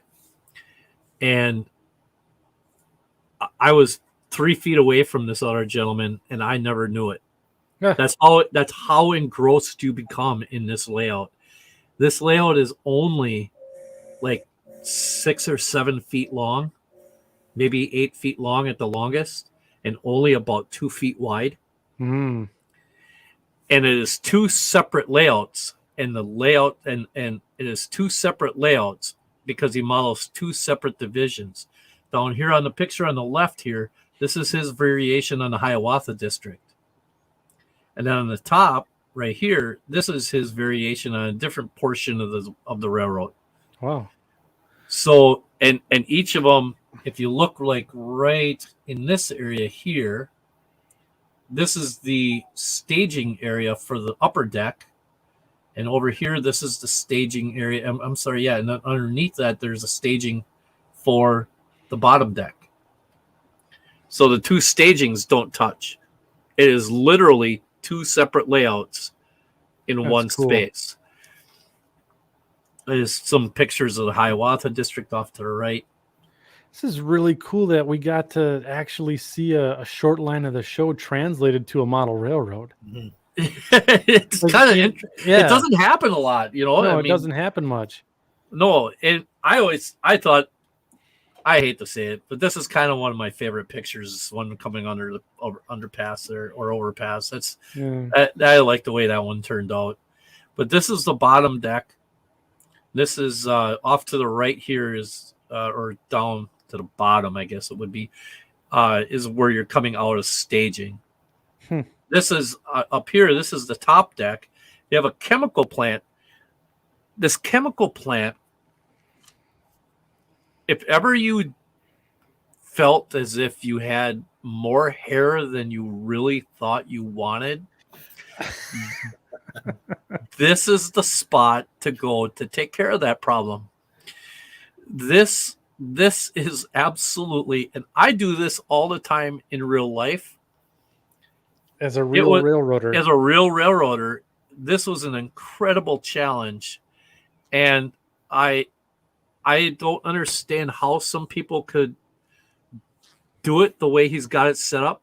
The end of the track, you can only fit 1 car in the engine. And you have 4 spots to get things taken care of. Ooh. It might be 2 cars in an engine, but it's not more than that. And I mean, I believe it's 2 cars in an engine, and the engine is right at the end of the track, and the tank car just fits over the switch points. So it is really a lot of fun. This is some more of the upper deck right here. This is a little bit more longer. Cool layout. It is an extremely cool. Now, yes, he's got it. It's plywood Pacific, blah, blah, blah. He's got so many cool little scenic elements in this already that it's just a matter of tying it all together with the, the actual scenery parts, Here's his 316, which is I believe that's an Atlas locomotive. RS-27. Yes. Here's it is going over a bridge district. He has down on the Hiawatha district here, he had the 401 was one of the engines. I believe that's a GP7. That Minnesota commercial actually got. This is a real locomotive they got from the Bangor and Aroostook, I believe. That's what it looks like. Yeah, and this is the way it looked. And it wasn't on the railroad for very long, but yeah. So it can be modeled, and it can be modeled in several different ways. But this was a really, really, really cool variation on how to do even a shelf layout. It took a shelf layout to a different concept. Yeah, right. You know what I mean? It's awesome. So here's some of the engines in HO scale that are available or becoming available. This is the I think this is a Bowser M630, I believe that is. And then Rapido. Down here is the Atlas RS, or no, that's a C424 down here. Then you have Rapido has these three locomotives, the M420W. Believe they're coming out with, this is the RS18U. RS18U? Yep, that's the RS18U. And then this is a B36-7, I believe. So there are several of their engines that are available in HO scale. That's awesome. So you could start modeling this today. You could. Yeah. You could. I mean, you could break it down to whatever, if you wanted to make it like a long, like linear railroad, it would work really well with that. Or if you wanted to make it like what Dan Dosa did and just take little chunks of it and make little switching districts. So it's good for a switching layout and a basement empire. Absolutely. And the trains aren't necessarily, some trains are 5 cars long, some trains are 100 cars long. Wow. It all depends because they go between all the different railroads. So now this is, if you go and you look up Minnesota Commercial Railway, you can look them up. They got a YouTube presence. They've got Facebook. They got Flickr. They're on Pinterest. When Paul was talking about it, Railroad Picture Archives, I use those a lot. Local Photos is one that I think is really highly underrated. Yeah. That one, the cool thing about Local Photos, Railroad Picture Archives.net has the same thing. But Local Photos, you can also look up freight cars, and I believe you might be able to even look up trains, if I remember right. There's 2 other tabs that they have that you can look stuff up. In Railroad Picture Archives, they have a freight car archive also, and their locomotive archive. So check those guys out. Just search for Minnesota Commercial Railway on any one of these social media things, and there's all sorts of other like groups on Facebook and some of these on YouTube and stuff that are associated with the Minnesota Commercial Railway also. And that brings us to the end of this episode, short line of the show. And next episode, we are going to be in Mississippi. Outstanding. That was pretty cool. Mike, I think that was a beaming success.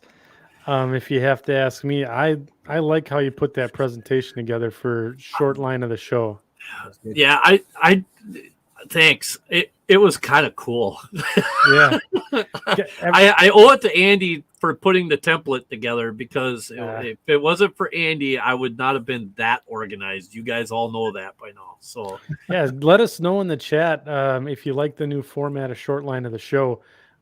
Give it a thumbs up, or just say, yeah, this is the way we go going forward. So thank you, Mike, for putting that together.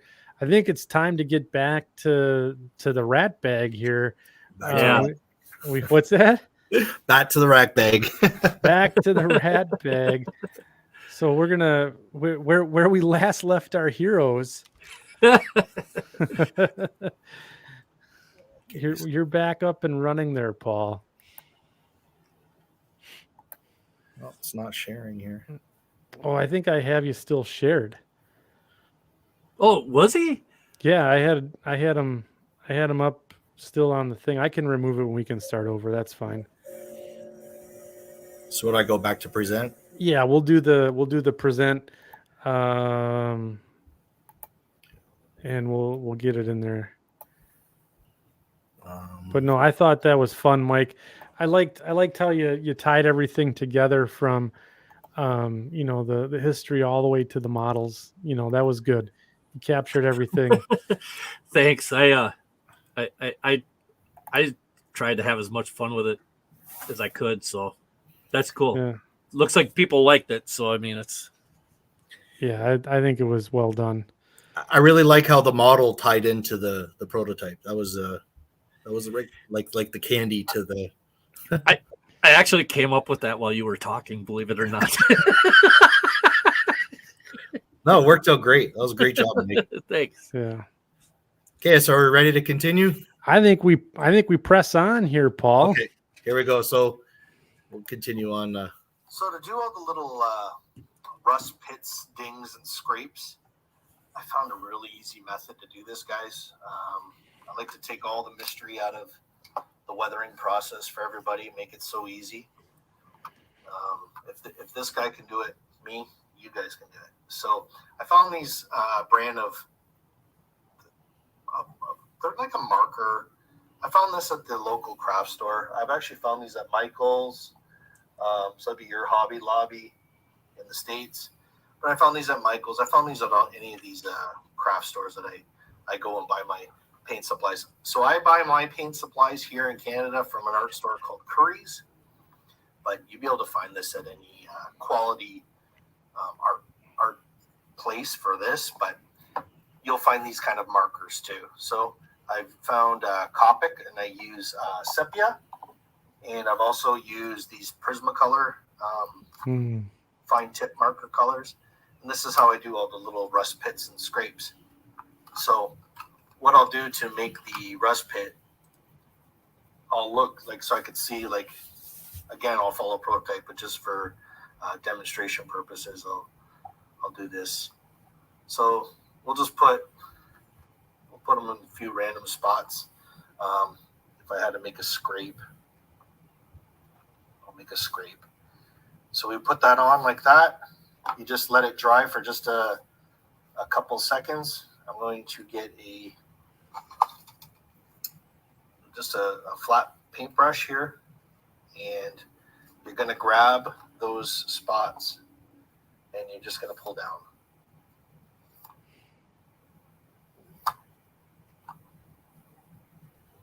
Straight down. And Straight then down. I go back and I'll go right to the top of that little pull down, and I'll just dot again. So it gives me that capitalized effect on top of the rust scratch and rust pit. So I'm gonna let that sit just a little tiny bit. Let that dry. Just blowing it to dry down quicker. And then I'm gonna pull that down. And that's how you make all the little tiny rust pits and scrapes. So simple. That's what I get. If I wanted to make a really dark, I'll go and I can just capitalize on it again. I can capitalize on that rust out scrape, or I can get, they have the Copic black. So now I'll go with the black inside the little dot, and I can just touch very, very, I'll touch that with the black. Then it gives it that really dark rust. And you can see that little halo that's around it that the rust gets. So there, I hope you guys learned some simple little tricks. I like to call it you see those TikTok videos where the guy's like, what? No way. What? Love that guy. So there's a question from John Rose there, Paul. Is that a dry brush, or do you hit that with a little alcohol before That you was pull it down? just pure dry. Pure dry. Yeah. You're just you're just pulling that little streak. That's just for the little streaks alone. That's it. That's awesome. That's good stuff. Everybody can use that trick. So now let's say we totally were not happy with this at all. So I'm just going to get a paper towel here. With just a little bit of elbow grease, we just take that alcohol.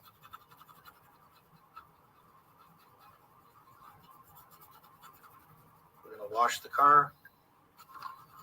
So I didn't ruin it. It's a model that I was trying to save for something, you know. I was so worried about everything that I've done on it.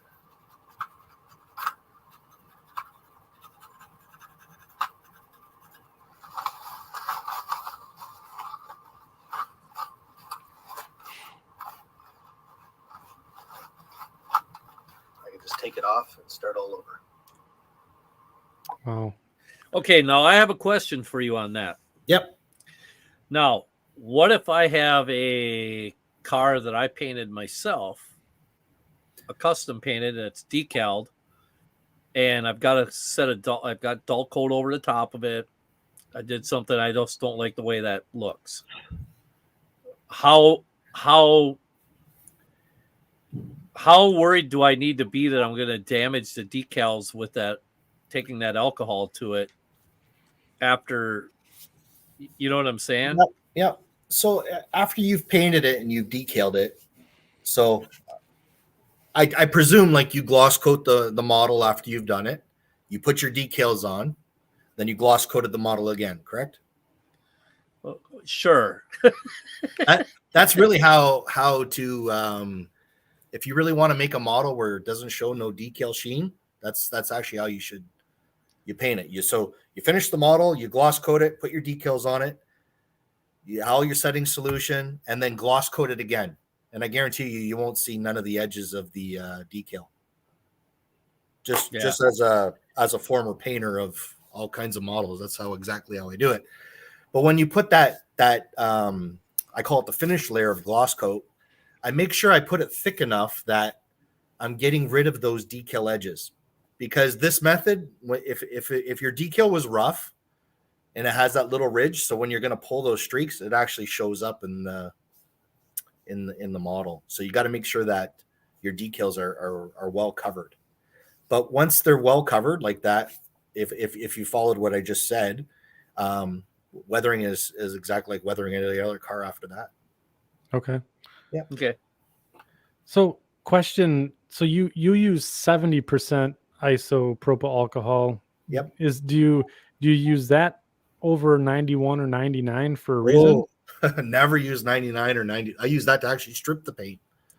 Yeah, so that's why you use 70% and not 91 or 99. Yeah. So true story. My nephew from Alberta came here, and I had a bottle of the 99, and then I had a bottle of 70. So I had told him, like I was showing him, I'm like, pour a little bit in your cup. So not looking at the bottle that he actually grabbed, he grabbed the 99. And I'm like, just put a little bit of alcohol and I'll run the streak. And he's like, Uncle Paul, he goes, the green's coming off this BN locomotive. And I'm like, you got to put just a little bit. He's like, I am. And it's like, I look over and I mean, like the model's getting back down to the black plastic underneath. Yeah. And I'm like, what the hell did you do? So I actually,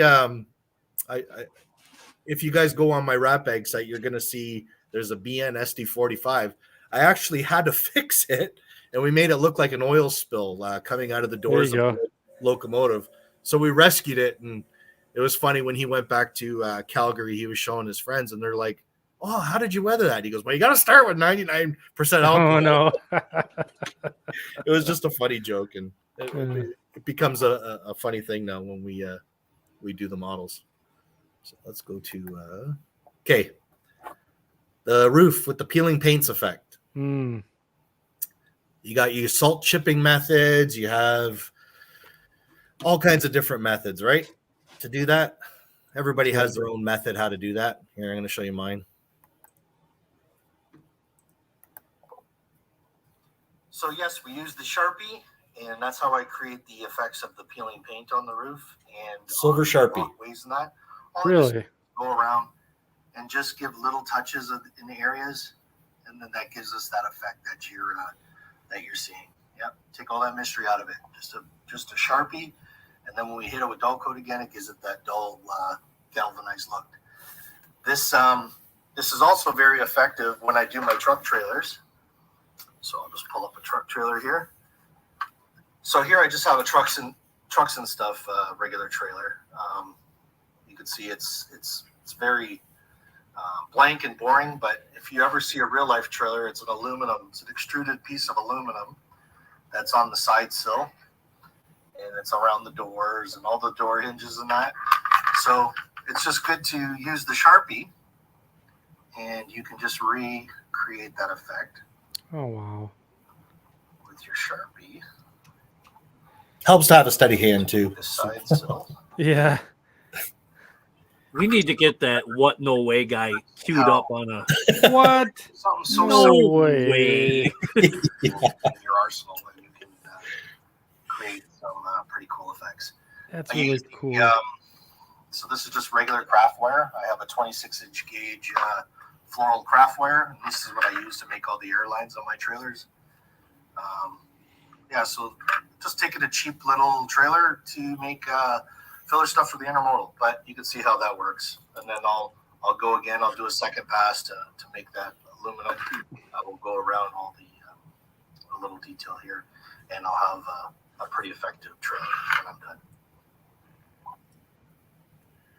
Pretty cool. That's awesome. Yeah, that's okay. I mean, come on. Yeah, when I was I did the Toronto train show as an exhibitor, and I think the Sharpie stock went up. Yeah, I bet. We're finished. Everybody's like, "Oh, I got to go get that." And it was pretty fun. So let's get into trucks and wheels. So these are the pictures I used. Like this is like the effects that, like where we were showing that Procore car earlier, where I see all the colors. And again, just whatever you find and you study. So I here, we'll get into the next picture. So when I'm studying what I'm looking for, I'm looking at that texture of rust that's on the truck. I see gray. Like I see that metal, natural gray color. I can see the little white highlights when I'm looking at it. Can you guys see my pointer if I was to point out? Oh, yeah. Okay, so we can see the natural whiting highlights, right? You could see the graying of the truck, right? And I can see that natural dark red rust that's starting to form around the journal bearings. And that's the kind of effects that I use. Also, if you guys looked at that Procore car, the bearing cap, actually, I just touched that with a Sharpie pen. So that's what gave it that silver, remember? At the beginning. Oh, yeah, that's right. So all I just did was just boop, just a little touch, and it gave it that silver on the edge, so it looks more like a more newer truck. So yeah, so I get into this, and here you can see where I just touched it with that Sharpie. And then I try to achieve those colors. I know it's a little blurry, it's a little bit harder, but at least you can see how the colors work out. Yeah, and then just how we create that. So quick question. Sure. Sorry about that. No, Paul, you're doing great. Sorry for the interruption. ATSF Slayton sub says, Paul, great stuff, bud.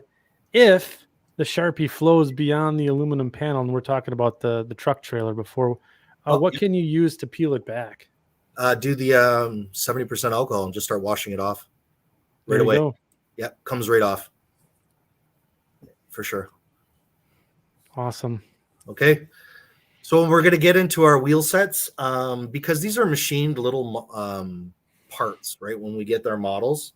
So make sure you guys clean them. Same with the trucks. Like I don't know if it's the release agent in the plastic, but that Delrin plastic, it just seems like it's got a coating on it. So just a 70% alcohol in a little bowl. I just put the wheels and the trucks inside it to wash them off. I wash everything good, and then that gets it ready for paint. So we just wash off those oils from the machining because they're actually turned. Like I use steel wheels for everything, and they're turned in the factory, so they have like a fine oil on them. So we just get all those oils off and the paint. Advice. So here we'll get into doing a set of trucks. Okay, so we're going to do a set of trucks.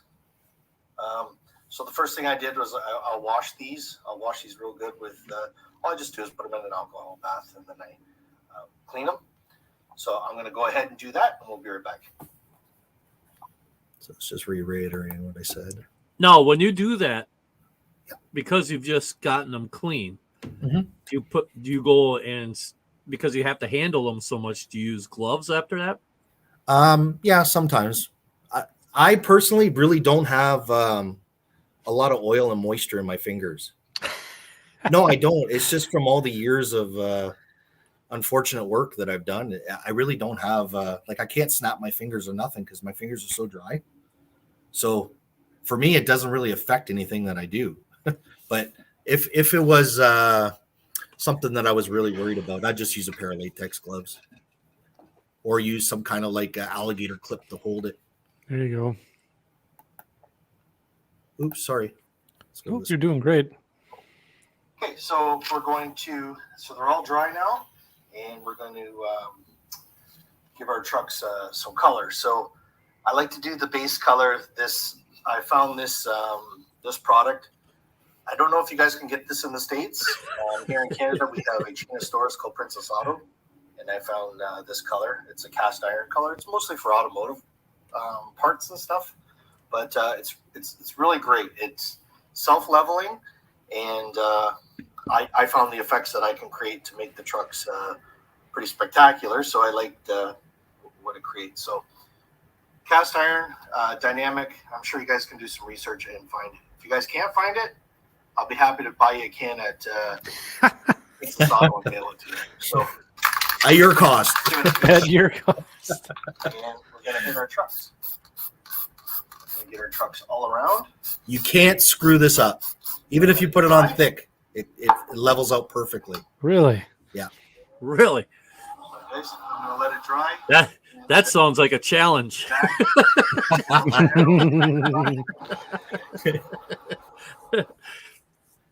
It works even with like the really finest details. So then we're going to get into our paint pens and our powders. It's the only time I use powders. Ready? So while we have the trucks drying, we'll just jump into the wheel sets. And I'll show you guys how to make the wheel sets look right. So I use the float wheel paint pens, paint markers. These are getting really hard to find now, so I can use the track painter as another one that I use.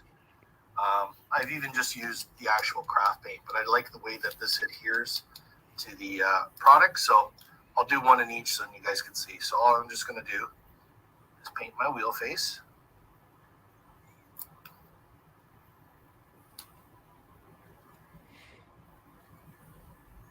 So I'll paint the wheel face on that. So that's with the Tidy Track, the painter, and then this is rust. So the other one's Rusty Rail. This is rust color.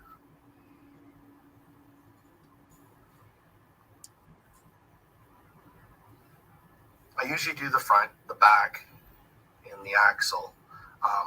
I still have to put little resistors on it for myself for my wheel sets. So just bear with me, and you'll understand. But yeah, so we'll do the faces. Like I said, I usually do everything before I go to adding chalks and powders to the actual wheel face.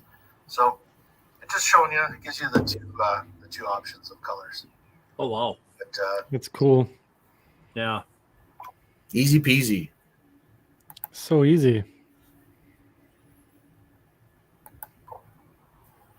okay, so I just went and got my truck from the paint booth. That paint dries really fast, so it makes it really good.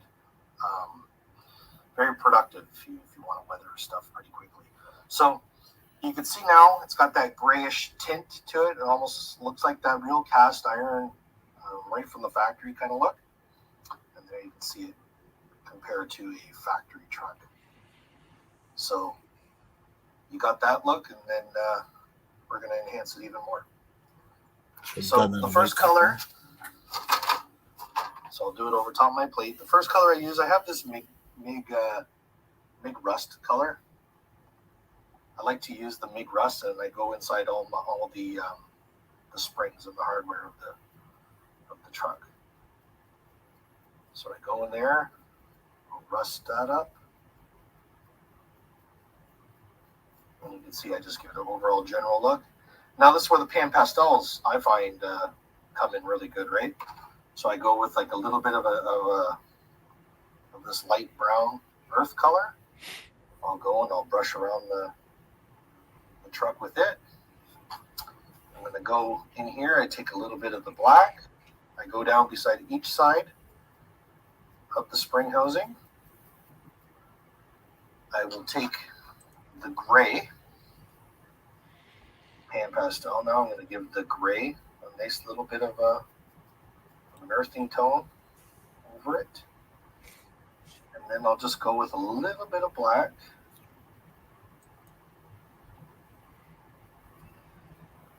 I just go. And then, like I say, I go back to that earth color that I have from all the mixes. I just give a nice light overall. There you have your truck surface. If I wanted to get that real, like you can see in the previous picture, that real rusty look around the journal bearing, I'll go in with a real fine detail brush, right? Like a small little detail brush. I pick up any of these rust colors. Really will work. It doesn't matter whose product, and then I'll get in there. I get inside that.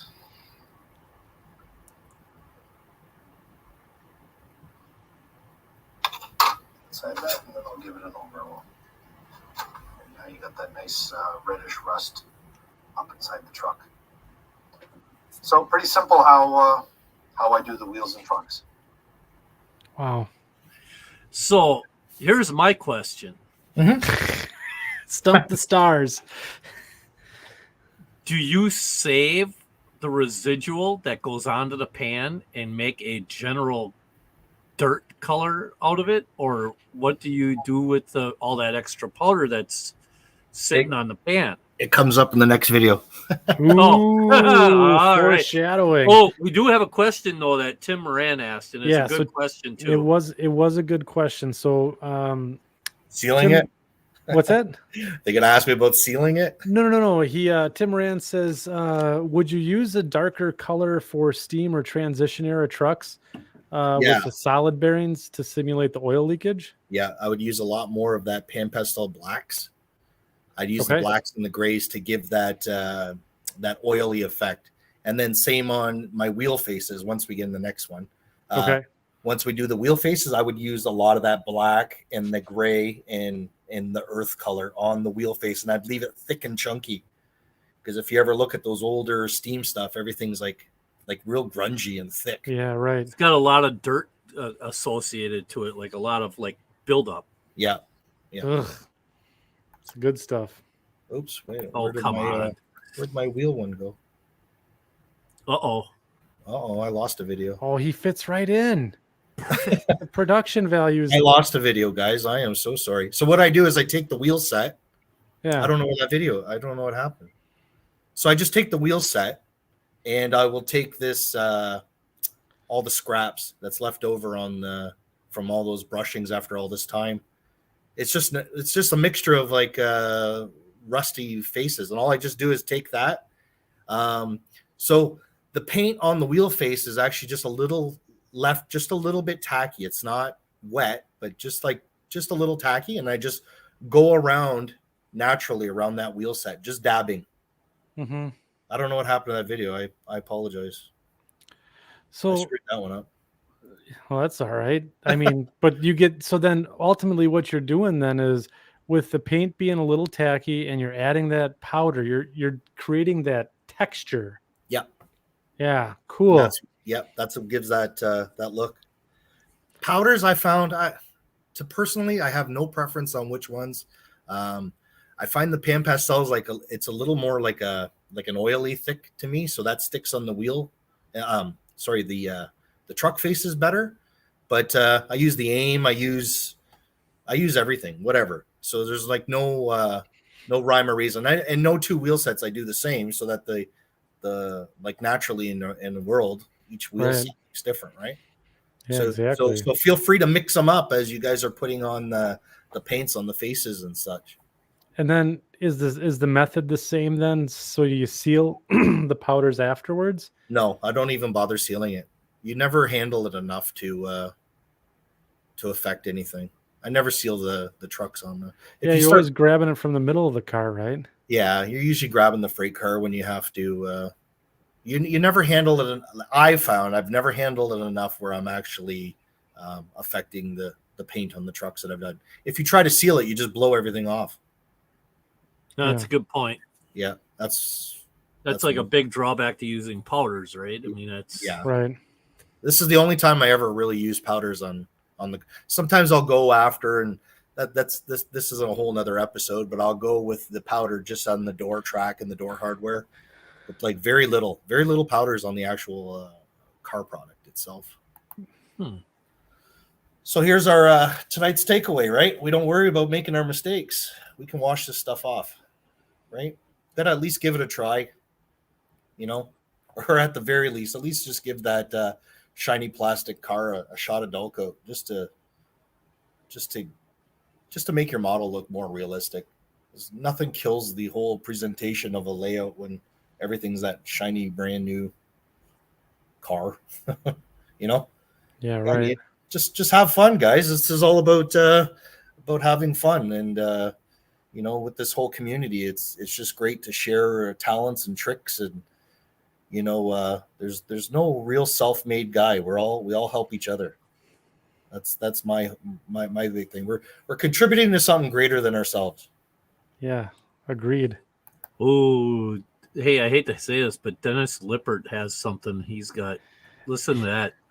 2 hours in and no taco sauce. Yeah, we're coming to the end here. We're not even close to hour 3. Yeah, 2 hours of no taco sauce. It's a new record. second section. It's a new second section. But I did want to. This is fantastic, Paul. This was really great. There's a couple more questions I want to get up there, and there's the swoosh, the transition at the end. He put a transition at the end to say thank you for having me. Well, you're most welcome. There you go. There you go.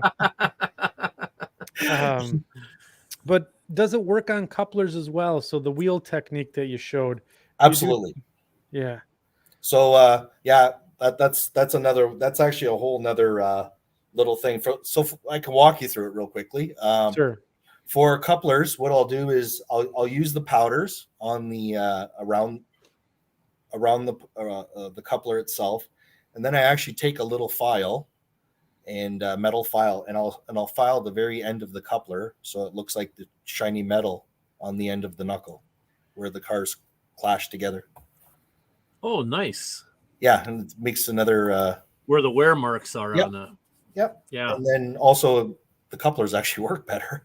You take the burr off of them, and that's how it started. Like I remember just trying to file a coupler, the knuckle, because there was some on the KD on the 58. There was a little bit of metal, and I was filing it. And I'm like, holy shit, that looks great. So yeah. I've always kept it like that after.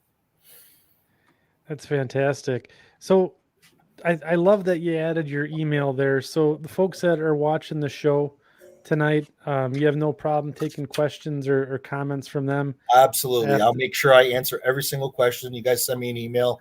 I'll definitely have an answer for you. If I don't have it, I'll figure it out for you. Yeah, I know that Derailed Daryl asked a question early on about doing some stuff for people. So if you want to, I'm not going to say, hit up Paul, but that would be an appropriate question to ask him via the email there. So give him a shout there at the Gmail address on the screen. And any other questions? For sure.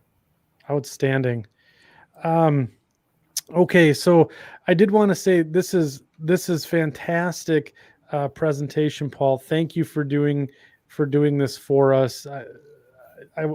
This. Let us know in the section crew here in the chat. What do you guys think of this show? Give us a like.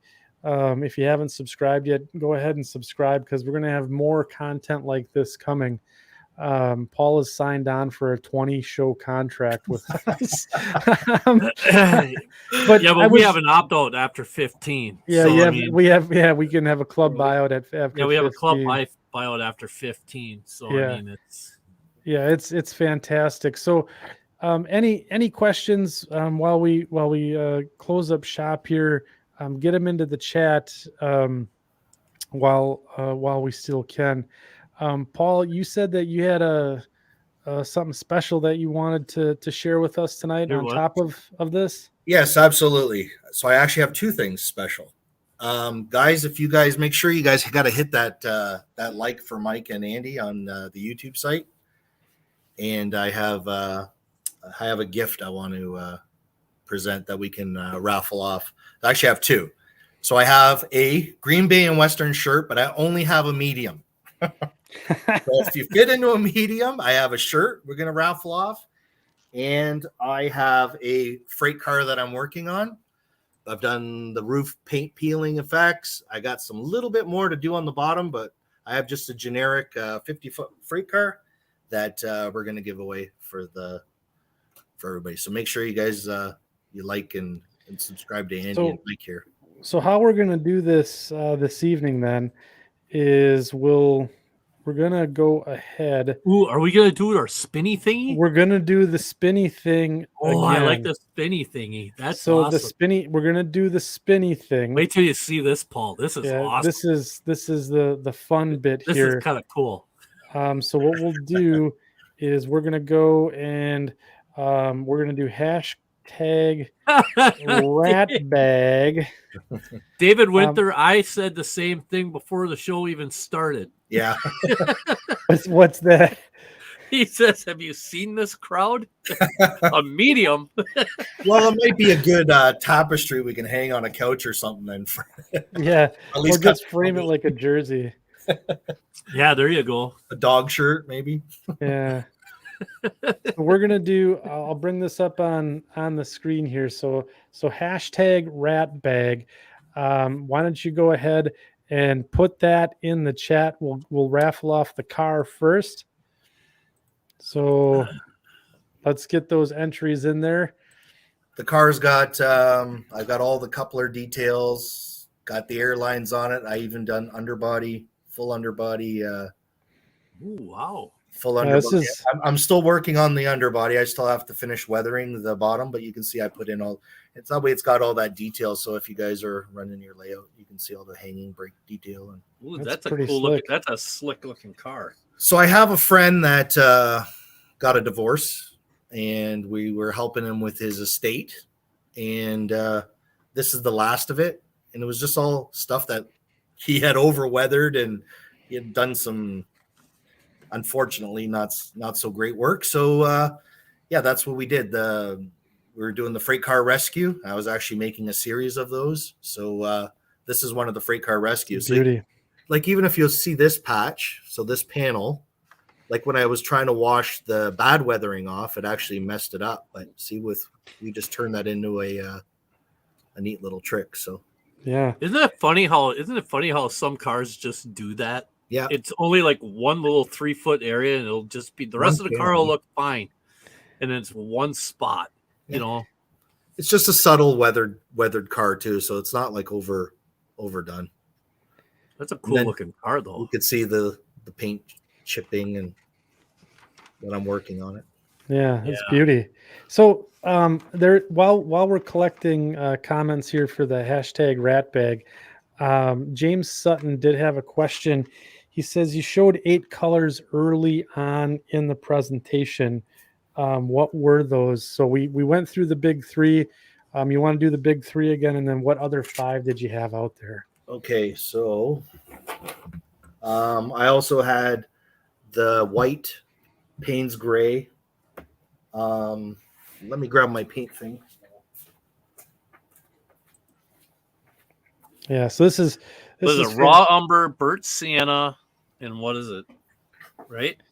raw umber, burnt sienna, and burnt umber. Burnt umber.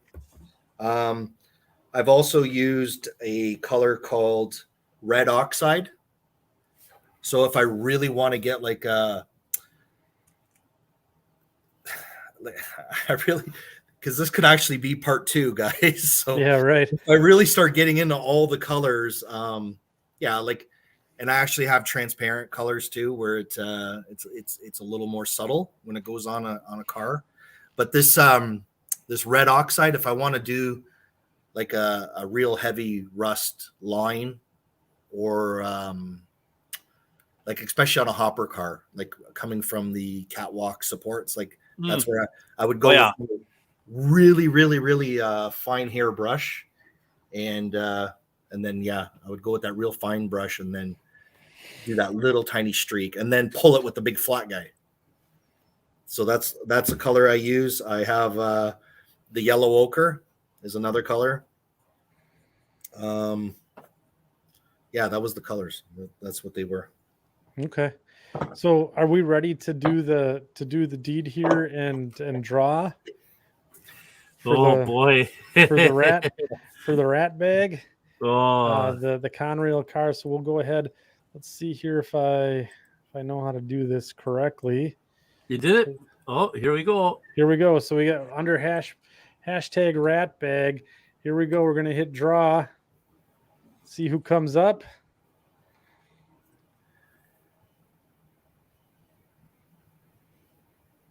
Thomas Lomoski.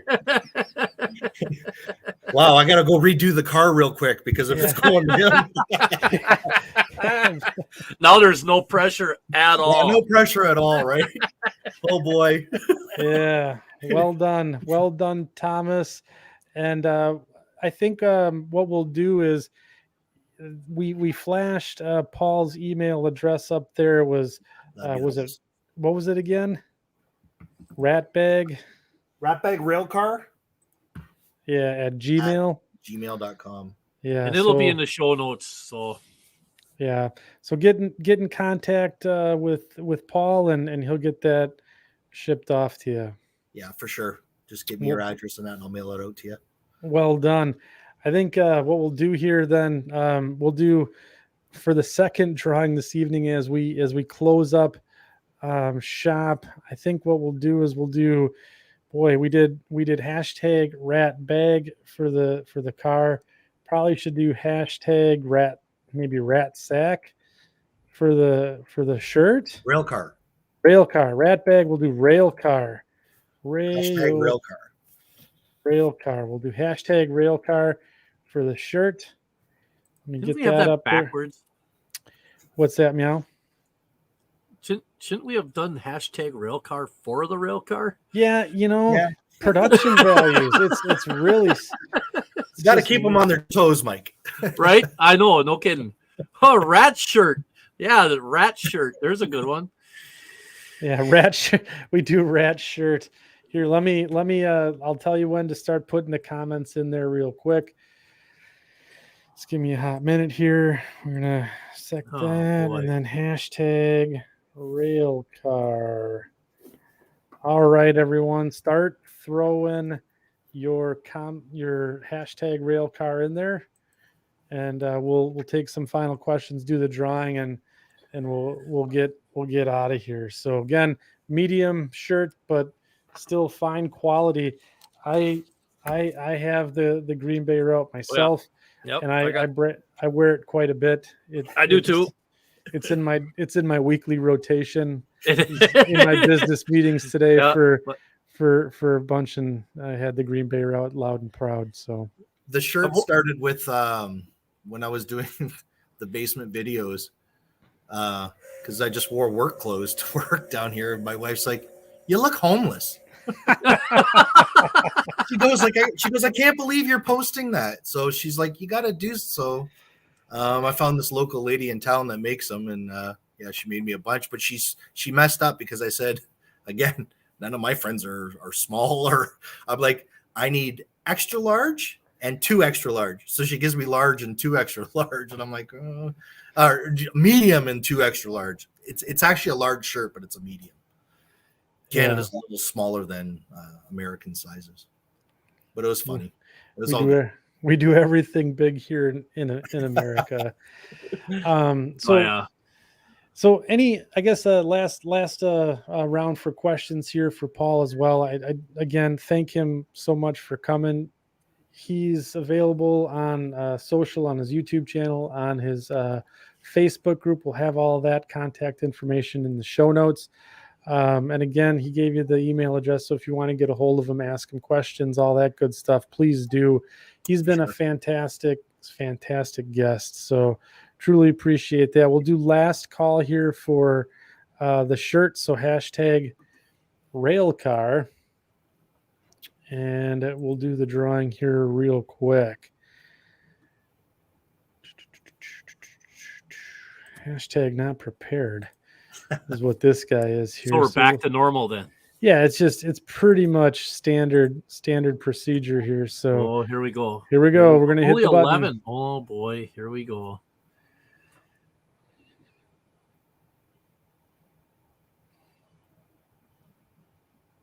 Otter Creek and Rio Grande.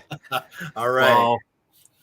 That's beautiful. I think he had posted that's going to be a wall hanger. That's all right. That's all right. That's good though. Yeah, so that's great. So I guess while we wait for any last closing remarks here, Mike, what'd you think of tonight's show? That was all right. I mean, it was just okay, right? Yeah, it's one of the more mediocre things we've ever done. I mean, I honestly, Paul, those videos, that's kind of a next level thing. For the show, to be honest with you, that was really, really cool the way you were able to make those videos and then like step by step show everybody in a short video. It wasn't like they were 5-minute long videos either. They were under a minute, and the stuff is so simple and so easy to do that hey, you know who I haven't seen here tonight was Michael Shanky even in here? He might have been. I think I don't remember even seeing. I didn't remember seeing a comment from him. I hope he was in here to see this, or because this is the stuff right up his alley. Sure. I mean, this is the kind of things that really helps people have confidence in how they're doing it. And the only thing I would have to say on top of what you've already said, Paul, is, and we've had other guests say the same thing. Grab an old crappy car from a show, go to the dollar box, and or find somebody that's got some old Tyco stuff and it's selling like 30 of them for $4.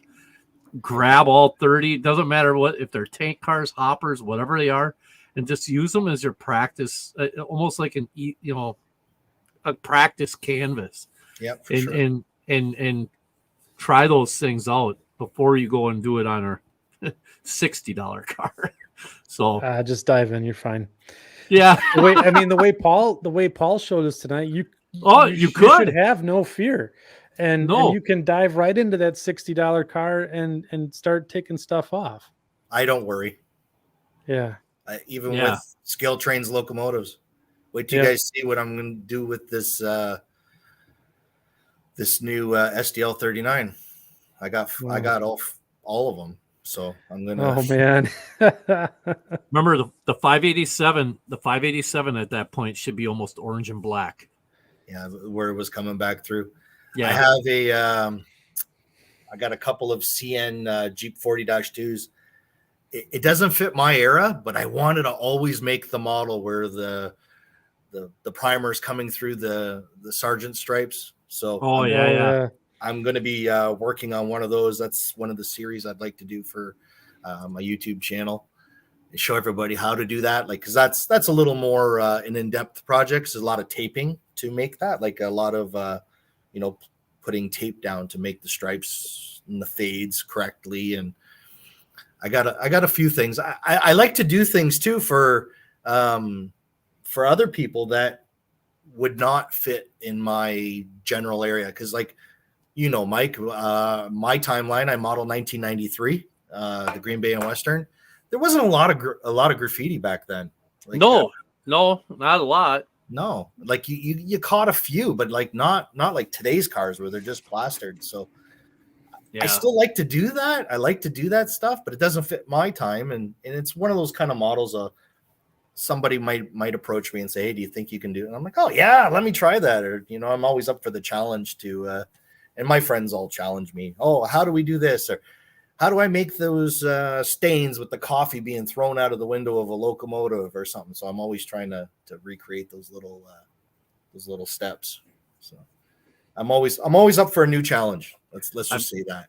I've told Ralph this in the past, and he's actually done it, and it actually looked really, really cool. But when you're doing locomotives, if you're out the back door of the locomotive, every day, my right shoulder rubs against the side of the engine as I'm going down the steps. So that's always a wear mark where that's like the one clean spot on a locomotive is where the people like step down. Rub up against it. And rub up against it. The rest of the engine could be all dirty. We're going to have that one little spot that's going to be clean. If my one friend is still in the audience, Boxcar Will, I did a Chicago Northwestern Jeep 50 for him, and I did that effect. Yeah. On the back. And I did another. I'm trying to remember who I did the other one for. I did the Wash Me. You write. Oh yeah. All I just did is after I've weathered it with the toothpick and just went wash me. Nice. Came out, yeah. Well, you see all sorts of stuff written on the side of the dirt. Yeah, fantastic. So, Paul, we went ahead and added your YouTube channel to the chat again. Make sure you check out Paul's channel, subscribe, check out his videos. A lot of cool content out there, and he's going to have tons more stuff coming. And then his Facebook group, the Rat Bag Rail Car Model Weathering, that's in the chat as well. It's also in the show notes and description. So make sure that you guys are checking all of that out. I do have a couple of administrative notes I just wanted to let everyone know. I want a big shout out to the section crew tonight. We held all about anywhere between 100 to 120 people in the chat all the way till the final 15 minutes here. So thank you again. Our YouTube channel is up to 1,500 subscribers now. That's awesome. So thank you. Thank you for subscribing and supporting the Second Section podcast. Facebook group is up to 850 members, and our audio downloads we're up to over almost 25,000 audio downloads for the show. So I want to thank all the people that tune in, listen, and are a part of the community. So if you're not part of the Facebook group, come on over, check it out. Fantastic group of modelers in there sharing, great conversation, great camaraderie, lots of awesome content being shared there. Paul will be sharing his videos there. So if you don't catch him on YouTube, you can catch him on our Facebook group and go find Paul there as well. So Paul, any final comments here before we close her down for tonight? No, I just I had a really good time, and I like revealing all those little secrets, opening that the backstage door so that everybody can see how simple this can be. You don't need to make it complicated. And don't be afraid. Just get in and try. And I guarantee your mistakes sometimes work out to be the best things that you'll have. Happy little accidents, right? Right. Yeah, very good. Well, thank you, Paul, again for sharing the tricks, the tips. Mike, great job on the short line of the show this evening. I think a lot of people love the new format. And I do want to thank the section crew again. You guys did fantastic in the chat tonight. A lot of good banter, a lot of good questions. And we'll be back in 2 weeks. I believe Mr. Bob Frischella is going to be on the show talking about the D&H in S-scale. So be sure to tune in 2 weeks, and we'll see you down the line. Good night, everyone. Good night.